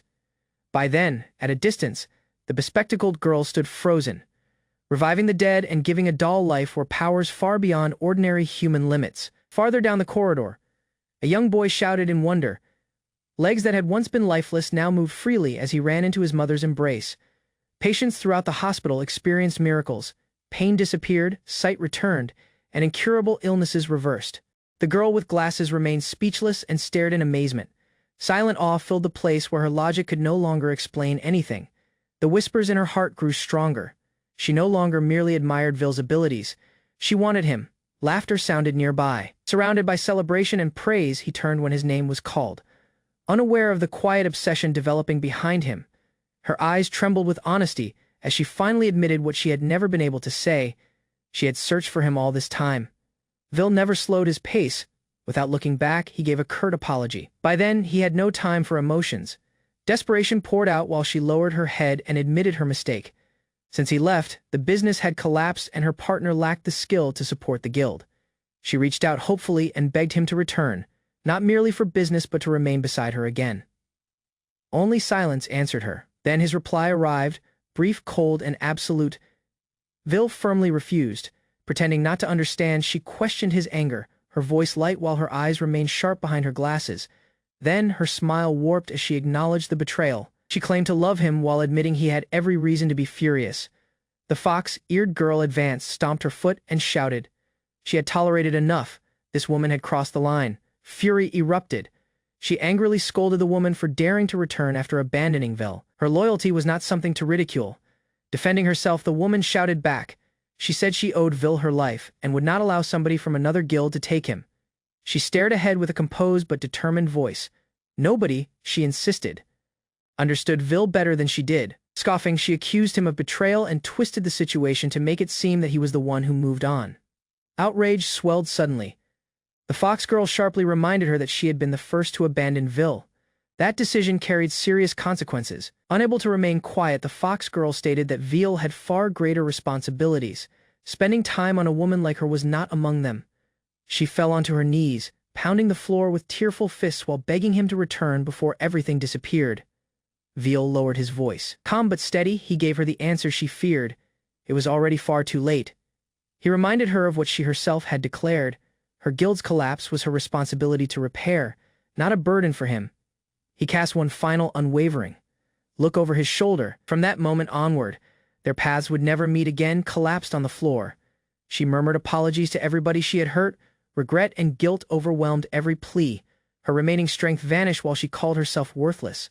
Surrounded by people she once led, she now had nowhere to stand. With no warning, an enormous sphere exploded into the room and violently smashed her against the wall. Then, dust and power erupted from the collision. Crushed beneath the enigmatic orb, she cried out in pain. Alarm spread among the others while they rushed forward in confusion. Then, Ville and his companion moved backward. The orb pulsed unnaturally, and something sinister seemed to be developing within it. The danger was not finished. Understanding struck Ville. He questioned her and demanded to know whether she had contacted the man wrapped in cloth. By then, her reply was weak and incoherent. Whatever she touched had been cursed. Ville tightened his fist, recognizing that man's work once again. A cursed seal triggered beneath the orb and pulsed with ancient symbols. Something inside began moving in response to the dark energy. Liquid and steam exploded outward while the mass swelled violently. The shape inside warped and reformed as fluid tendrils whipped around it. Moments afterward, a hideous bloated creature appeared. Slime dripped from its unstable body while its breathing sounded heavy and unnatural. Abruptly, the form collapsed with a wet impact, exposing a malformed infant-like creature writhing on the floor. Before anybody reacted, the creature mutated again. Its head enlarged grotesquely and its mouth opened in a monstrous wail as it towered before them. Turmoil erupts when a hideous creature lunges into the room and threatens everyone nearby. Ville swiftly intervenes, pulling a terrified woman and child to safety. With no hesitation, a beastman rushes ahead and delivers a crushing kick that throws the monster onto the ground. He directs the civilians towards safety and tells the others to call for assistance. The urgency in his tone sends them moving immediately. As the dust starts clearing, both fighters brace themselves. Then an enigmatic silhouette rises from the wreckage ahead. Lying across the floor, a masked woman grips her abdomen in shock. Bewildered, she murmurs about a child that should not exist. The hideous baby-like creature crawls ahead, its malformed body dripping while its eyes remain fixed on the nearby people. Growing to its full height, the abomination reaches an arm toward the stunned woman, causing Vil and his companion to rush inside. Its face warps unnaturally while its skin pulses and mouth twists. An unusual reaction starts taking control. A loud distorted cry bursts from the creature's mouth, creating a pressure wave that makes everyone cover their ears. Vil clenches his teeth, recognizing that the creature has activated sound-based magic, just as a nearby glass object shatters violently. Even without chanting, the infant's screams release fierce magical force that presses down on everybody nearby. Vil realizes the power is abnormal. Covering one ear, he theorizes that a curse placed by the masked man has driven the child's magic beyond control. The mother starts realizing that the candy she consumed may have caused the transformation. Vil grits his teeth. Even if the mother is guilty, he believes the child bears no responsibility for this tragedy. Looking at the distressed woman, he states that only she has the ability to calm the child. Tears rolled down the mutated child's face while it called for its mother. Vil quietly repeated that the child had done nothing wrong. Gradually, the woman began moving, her legs shaking while she crawled nearer to the crying creature. When she reached the child, she froze uncertainly. The creature clung to her and sobbed while its oversized hands held her clothing. Placing one hand on its head, she silently apologized and accepted the creature as her child. Its crying slowly became quieter. From farther away, Vil and his companions watched silently with calm expressions while the turmoil finally faded. A party of adventurers bursts into the room and misunderstands everything. One member shouts after mistaking the child for a monster. Reacting on instinct, the group releases a coordinated magical attack and throws flames and energy blasts at the supposed threat. Vil responds immediately by creating a mighty barrier to block the incoming attacks. Then, the beastman remains prepared behind him. The shield endures and deflects each spell before it reaches the crying child. Then, the creature stares in amazement while clutching its hands. Amid the turmoil, the mother advances, her body burning from magical backlash as she attempts to protect her child. A devastating magical blast swallows the mother, tears through her defenses, and hurls her body away in a burst of power. Vil and the beastman stare in horror while flames consume her body, her sacrifice leaving nothing except scorched air. The child's eyes widen in terror, gripping her remains. He shakes before beginning to burn from within as sorrow becomes rage. The attacking adventurers freeze, their faces turning pale when they understand the terrible consequence of their actions. Abruptly, the child mutates further and swells with unstable power. A hideous transformation begins before everybody watching. A shockwave bursts from the transformed child and forces Vil and his companions to defend themselves from the intense energy. The building trembles violently while released magic spreads outward in chaotic waves, cutting circles of force into everything nearby. Explosive energy rushes upward and destroys everything along its path. The ceiling begins falling beneath the enormous pressure. A nearby magical seal triggers and starts a mechanism. Two pillars rise as a hammer falls with thunderous impact. After the light fades, the child lies unmoving. Vil cautiously advances while everyone else watches in shocked silence. Flames flicker softly around his body as he stands holding his hammer and radiating quiet fury. The others grow confused when they realize everything has returned to normal. With blazing eyes, he erupts in rage and demands to know why they attacked a defenseless child. Frightened by his outburst, the group backs away in fear. Without speaking, Vil and his companion pass them while ignoring their hurried apologies. The woman groans from the floor and struggles upright. Pain remains, along with awareness of the person who saved her. A smiling baby crawls toward her with sparkling eyes and reaches out. Happiness softens her expression. Her hands shake as she stares in astonishment at the child. Now completely human, warm relief fills her eyes. The smiling baby appears peaceful, with no trace of its monstrous shape remaining. Confidence shows in Vil's composed gaze as he notes the magic is dormant. Her voice calls after them, asking him to stop. He keeps walking steadily beside his companion. Holding back tears, she gives him a gentle smile and thanks him for protecting her child through everything. Without looking back, he replies quietly. He had not done it for her. Then, gently, she apologizes for her earlier mistakes. Her voice carries gratitude while she watches him leave in silence. Holding her child, she softly talks about returning home to the loved ones waiting there. Then, the baby giggles, unaware of the turmoil that passed elsewhere, beneath the capital. Guards escort somebody along stone corridors in a silent prison toward a cell. A heavy lock closes with a click. Slumped on the cold floor, a woman hears the guard order her to remain until bail is paid. From an adjacent cell, A wild-haired man mutters about his talent while ignoring the mockery of a hardened prisoner nearby. Dark robes rustle while an enigmatic figure approaches and speaks with quiet pity. He says nobody recognizes the efforts of desperate people. Warped by envy and anger, the prisoner lashes out and screams for strength and talent that never belonged to him. His arms wave wildly while he demands even stronger objects. The hooded man reminds him that he has already received everything possible. Images of people he resents spin through his thoughts. Rage boils over while he swears to steal everything from those who ridiculed him. By then, a hideous arm bursts from his side. Screams echo across the cell block while fear spreads among the prisoners. Stone explodes from the prison wall and throws smoke and debris into the heavens. Then, civilians freeze mid-step when turmoil erupts. A monstrous shape launches upward from the rubble, now carrying brutal weapons on twisted arms. Below, he screams that he will steal everyone's hands. High over the city, the cloaked figure floats and watches with delight. He prepares to enjoy the destruction unfolding below. Then fear spreads throughout the streets. Citizens scream and flee while buildings shake beneath incoming shockwaves. The adventurers regroup.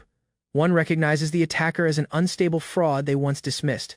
Shouting, they move to intercept him in midair. Weapons and spells collide overhead while several adventurers begin a counterattack.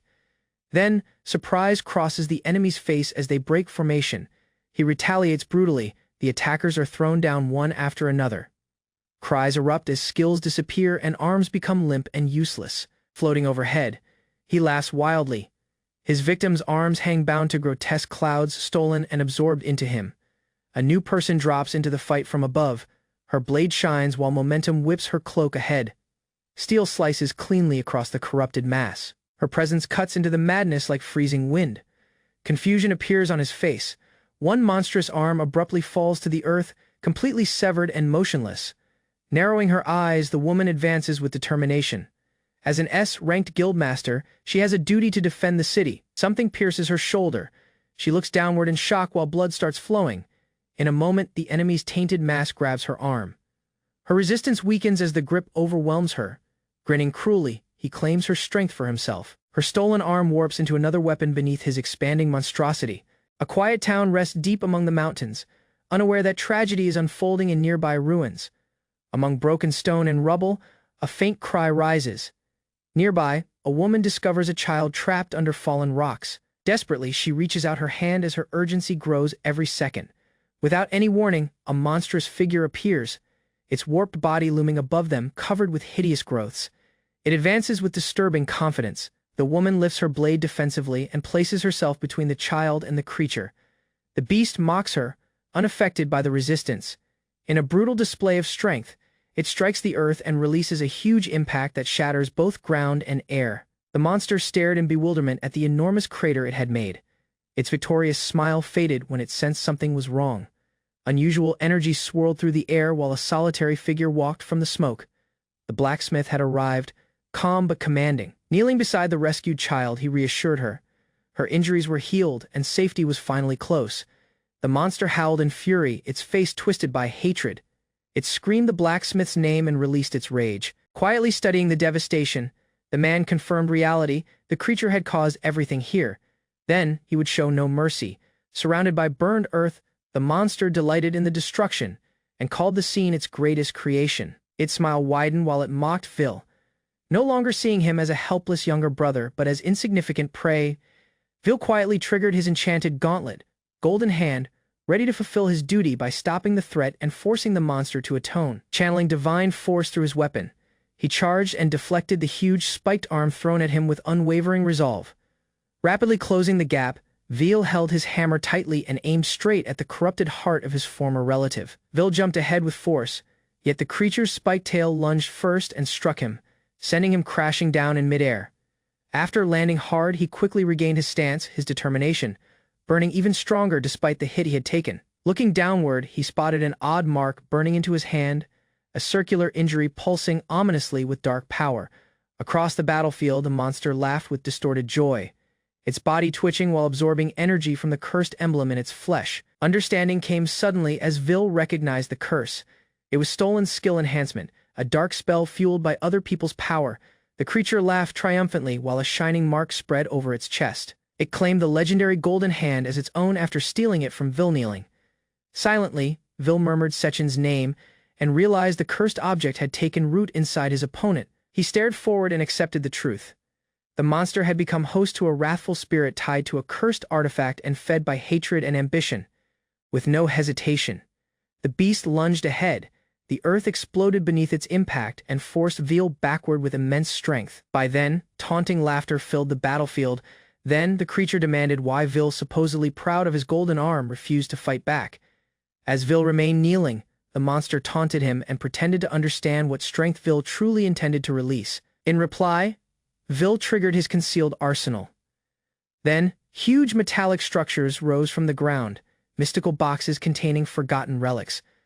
With a steady expression, he announced his determination. The enemy would die through Vil's own hands, not borrowed strength. Yet the monster attacked first, creating a wave of explosive replicas whose blasts were each meant to erase Vil at once. Dust and smoke covered the battlefield. The creature watched tensely in silence, waiting to confirm that its enemy had died. The monster howled in frustration and demanded why it could not summon divine weapons like Vil. Vil calmly revealed the answer. It had never understood how creation actually worked. Holding his scarred hand upward, Vil explained that possessing a skill and mastering it were entirely different things. Then, enraged, the creature shouted its denial deep inside. It understood that the skill was merely possessed, never earned. Vil spoke firmly. Stolen power was meaningless without proper mastery. Nothing but valuable treasure wasted in unworthy hands. Screaming furiously, the monster rejected his statement and declared that destruction was the single answer to everything. Vil advanced and warned Sechen to stop before the moment passed. His tone remained steady even while the earth trembled. The monster disregarded him and summoned immense power, releasing its ultimate attack without hesitation or restraint. Without warning, fear struck. The beast's face warped when it realized the turmoil it triggered could no longer be controlled. Endless explosions erupted and ripped through the earth while energy spiraled wildly, threatening both sides of the battlefield. Amid the devastation, the creature screamed in terror and confusion, unable to understand the power escaping its control. He warned him once more that the destruction skill contained enormous energy. If uncontrolled, its output would cause death. Then the ground shook below them. Yet Sechen snarled defiantly and refused to lose.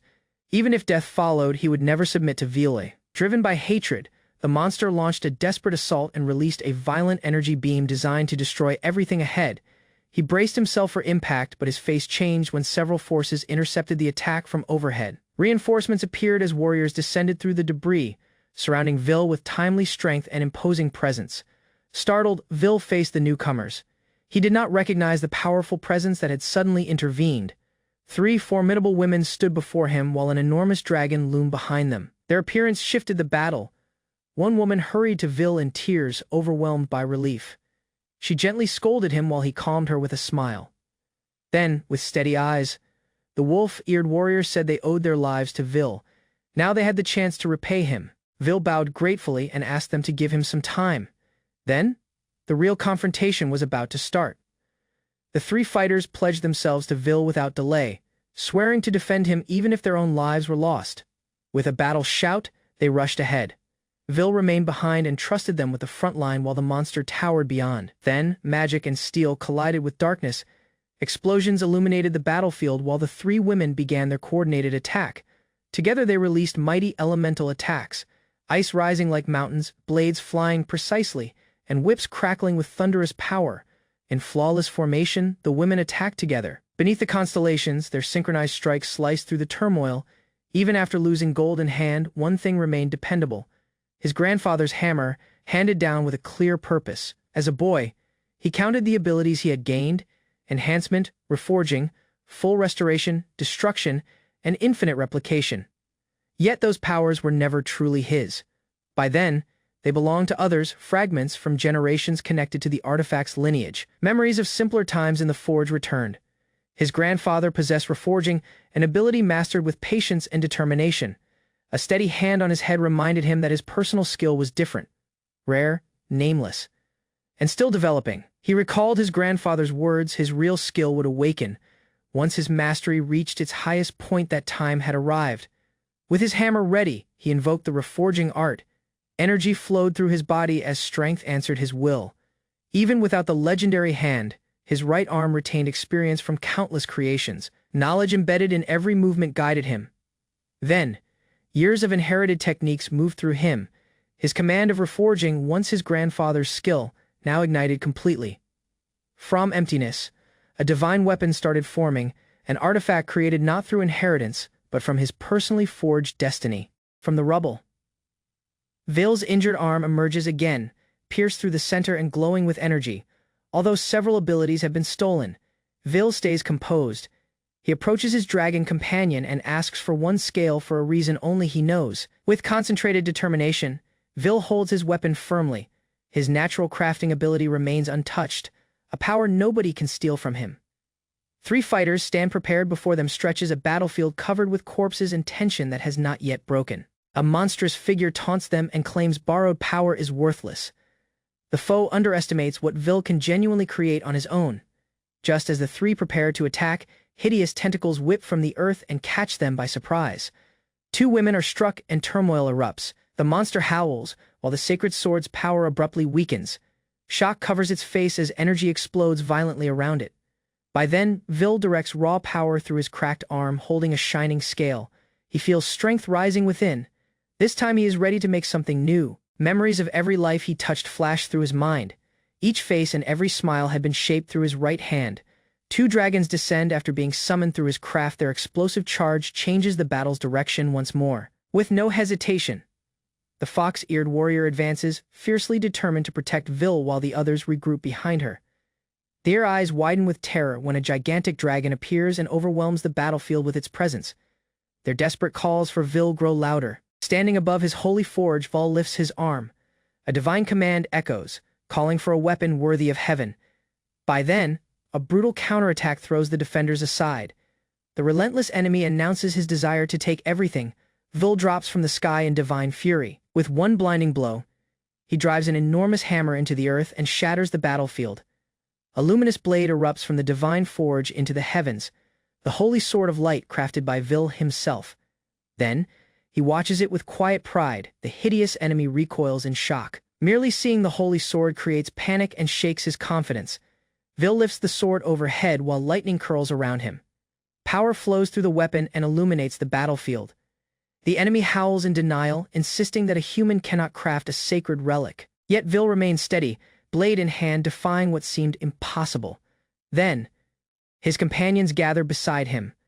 Dragons fly, weapons are drawn, and the final confrontation starts with Vale leading the charge.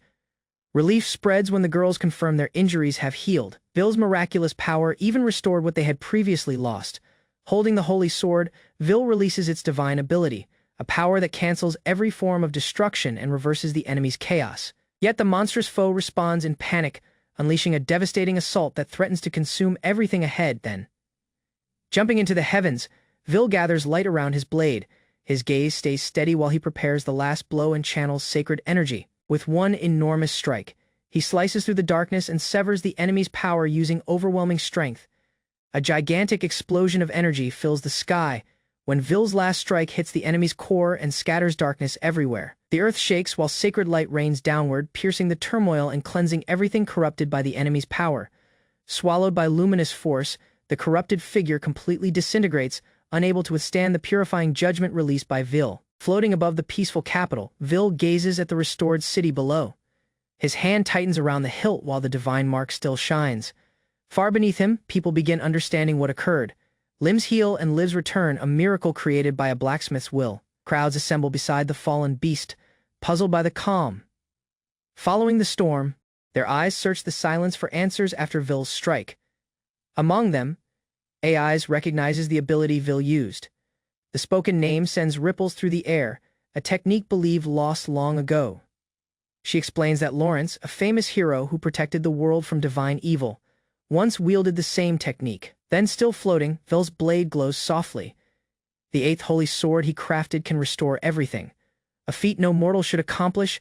After a quiet farewell, he releases the sacred blade from his hand and lets it disappear into light. Its mission finished. Vale sends the final pieces of the holy sword into the air. Its task completed, the blade dissolves into light while he quietly says goodbye.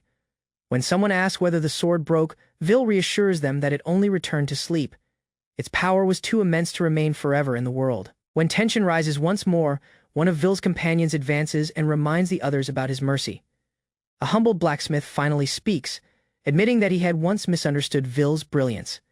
He admits that even without divine tools, Ville possesses almost godlike ability. Real strength, he realizes, exists not in the forge but in the soul controlling it. Kneeling and shaking, the young man collapses into tears. He admits that Ville had always been greater, not only in skill but also in spirit. Instead of scolding him, Ville offers forgiveness with some humor, easing the tension and extending his hand peacefully. Then, elsewhere, a woman holds a child in her arms inside a prison. Like Room, a chained person stands silently beneath a towering cross. Then, she confronts the prisoner, a man she knows extremely well. Shiriko's name leaves her mouth while she demands an explanation. Then, lowering his gaze, he acknowledges his mistakes. Finally, the words "I'm sorry" reach her, spoken sincerely rather than defiantly. Chained against the wall, the man declares that he will bear all the blame himself. Then, he refuses to make the woman or child suffer for his decisions. With tears filling her eyes, she erupts in anger. Then, his apology has come too late. By then, her cries cut through guilt and echo with pain. Then, holding their child, she cries. As the guards approach, a royal woman wearing black announces that the time has arrived and judgment is near. Then, the princess announces her decision. His offenses are severe and the punishment will be absolute. When the gates open, light fills the chamber. Beyond them waits a future transformed by Ville's legacy. The sound of breaking chains echoes while shackles drop from his ankles. Both prisoners are confused when they realize the punishment has changed. By then, a wagon is brought to them. The order is simple: leave the kingdom and never come back. Still amazed, he asks whether this means he will not be executed. A knight quietly replies that they are simply obeying orders. From a distance, the princess thinks about Ville's mercy. His decision altered fate and spared lives that otherwise would have ended. Together, the small family travels toward the horizon with gratitude. They understand that this future exists only because of Ville. Standing confidently with his hammer beside him, Ville calls himself a creator. He is no longer simply a blacksmith but someone who shapes destiny. Despite everything he suffered, he remains compassionate. When praised, he merely says saving the girl was natural because she was his family. Smiling, Ville faces his companions. He says their journey has only begun and that much work still remains. His companion asks whether their mission is already finished. Ville answers that the divine weapon remains incomplete. Looking backward with a smile, he says there are still countless things he wishes to create. While Ville and his companion travel toward the gates, somebody watches from a faraway tower. Then, a woman recognizes them and prepares to come closer. She advances, speaking as though destiny has finally aligned. She believes Ville is the person capable of granting her long-awaited desire. Her objective is unmistakable. She wants the Hakusi completed. Fear surged as the beastman couple raced through the cavern, the father holding their daughter tightly in his arms. After reaching a narrow opening among the rocks, the parents quickly concealed the girl. Her mother told her to stay there while the frightened child asked what would happen to them. They gave no explanation, only gentle smiles beneath sweat-covered faces. Both watched her and tried to remain calm while the moment closed around them. Placing themselves between their daughter and the danger, they prepared for one final stand. The child screamed and stretched out her arms desperately, yet her parents had already jumped into battle, disappearing beyond the edge of the rock wall. Quiet followed after a distant roar echoed through the cave. Only the girl's shaking hands remained gripping the stone wall as she waited. A monstrous presence towered beside her hiding place. Its eyes shone with malice when it discovered the terrified child. A few moments later, she jolted awake in bed covered with sweat. The wall-mounted sword stayed motionless, but the heavy memory remained. She sat silently across the room, still haunted. Then, her determination returned when she reached for the weapon. Then, with firm steps, she rushed into the snowy wilderness. With blazing eyes, she drew her blade as its fiery aura burst to life. This time, she refused to flee. Heat poured from the enchanted blade while it pulsed with power. She tightened her grip, remaining steady despite the energy flowing through it. With one rapid swing, she released a wave of black fire into the heavens. The arc raced ahead, splitting clouds and warping the air. Then, from a distance, a fortress stood against the mountain range. Trails of smoke led toward its gates, clearly setting her path. Memories of the past flashed through her thoughts, a woman's stare, weapons colliding in light, and a smirk that caused unease.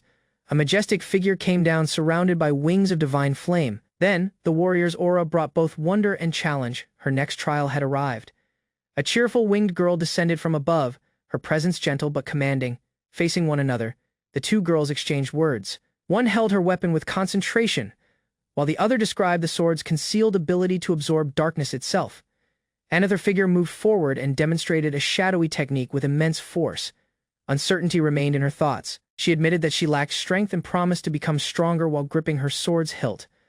From farther away, a smiling young man approached. After weeks inside the workshop, he had finally returned, ready to display what he mastered. Despite all her effort, she understood she had not arrived in time. Even so, she stood proudly and welcomed the returning blacksmith with a composed smile. Her gaze narrowed while she watched her reflection in the blade. A quiet promise formed she would grow stronger so she could confront the person she resented. Meanwhile, he stretched lazily beneath the morning glow, unaware of the tension that remained within her chest. With an easy wave, he welcomed her kindly. Light glimmered over her leg and exposed a new shining mark. Then the others spotted it instantly. The luminous sword-shaped sigil showed her bond to a divine weapon crafted by the creator himself. He explained that Lux was still too young to speak like Yozora, yet she seemed to enjoy Poro's soft tail, so he asked Poro to watch the creature. Smiling with confidence, he disclosed plans to raise the sacred sword of light and make countless new creations with divine smithing power. Another journey awaited them. The group chose to leave the territory with Ruri, who accepted the responsibility with exaggerated excitement. Meanwhile, Poro wondered aloud whether she could genuinely become as powerful as the other heroes while now carrying two holy swords. Then, excitement grew as they left by carriage. Although the forge was charming, the wider world promised greater adventures. The cart rolled through the countryside behind a mechanical horse. Its rigid, segmented frame moved in exact rhythmic steps powered by magic. Inside, Vil said the horse was a magical automaton, one of numerous tools he had crafted. Then, his companion observed that most automatons looked humanoid. Then, unconcerned, Vil simply named it his tireless magic horse cart. She smiled, impressed by his unusual imagination and inventive ideas. While the cart moved along the forest road, her ears twitched. A faint sound interrupted the steady rhythm of their travel. She rose quickly with her weapon prepared. Ahead among the trees, somebody appeared to be under attack, probably by bandits. Vil turned and immediately readied himself. Vil announced that they would intervene. Poro seemed surprised because he normally never explained his reasons. His abrupt change heightened her curiosity. A floating cube descended from overhead while Vil spoke quietly. When somebody was suffering, helping them was simply the natural choice. By then, a revolver emerged from the container. Poro picked it up with widened eyes, puzzled by both its shape and purpose. By then, grinning, Vil aimed the firearm. It was a modified design he had personally created, capable of reversing cause and effect. Vil pulled the trigger. The bullet struck perfectly. Even across that distance, he hit the target, leaving Poro amazed by his accuracy. With a composed smile, Vil stated that the task was finished. His custom revolver continued smoking after firing several shots rapidly. Below them, the attackers lay unconscious because every shot had struck perfectly. Poro was astonished and realized none of the targets had died. They had merely been subdued. Vil described the firearm's ability. It reversed cause and effect. Targets were struck not because he aimed well, but because they were destined to be hit. Although the explanation puzzled her, Poro praised the weapon's design and precision. Her amazement was obvious. Without warning, a hooded person stepped out from the shadows. Vil rushed ahead and caught the collapsing stranger. The weakened cloaked figure appeared to have been attacked by bandits. By then, using one of his handmade healing devices, Vil restored the stranger's strength. The woman steadily rose with every wound completely healed. To their astonishment, she introduced herself as Ragdoll, third princess of the Beastkin Kingdom. By then, after recognizing Vil as the sacred swordsmith, she bowed respectfully. Then, distressed, Ragdoll pleaded for his assistance. Her mother's holy sword faced a crisis, and her homeland was close to destruction. Hearing the words sacred sword, Poro's thoughts shifted elsewhere, toward another hero and another wielder. At that point, a memory or warning stirred within her. Poro blinked in surprise at how rapidly he agreed to take the mission. He gently calmed her. After all, he had maintained the Beastkin Kingdom's sacred sword for many years. By then, holding his hammer, Vil spoke with quiet conviction. Repairing broken things was his craftsman's creed. If a sword broke, its wielder would worry as well. Poro softly repeated his words, one heart with the sacred sword. Then, the idea resonated strongly inside her. Then Vil displayed an uncommon teleportation crystal. With it, the group could instantly travel anywhere. Vil explained that he had altered the crystal so several people could teleport together. The others listened with impressed caution. With certainty and energy, Vil triggered the crystal. Light immediately surrounded the trio before they vanished toward the Beastkin Kingdom. Then they arrived amid dense vegetation. Val came out from the bushes, amazed by the wild environment. It differed from what he remembered. Far in the distance, a gigantic tree dominated the landscape. Its overwhelming size left everyone speechless.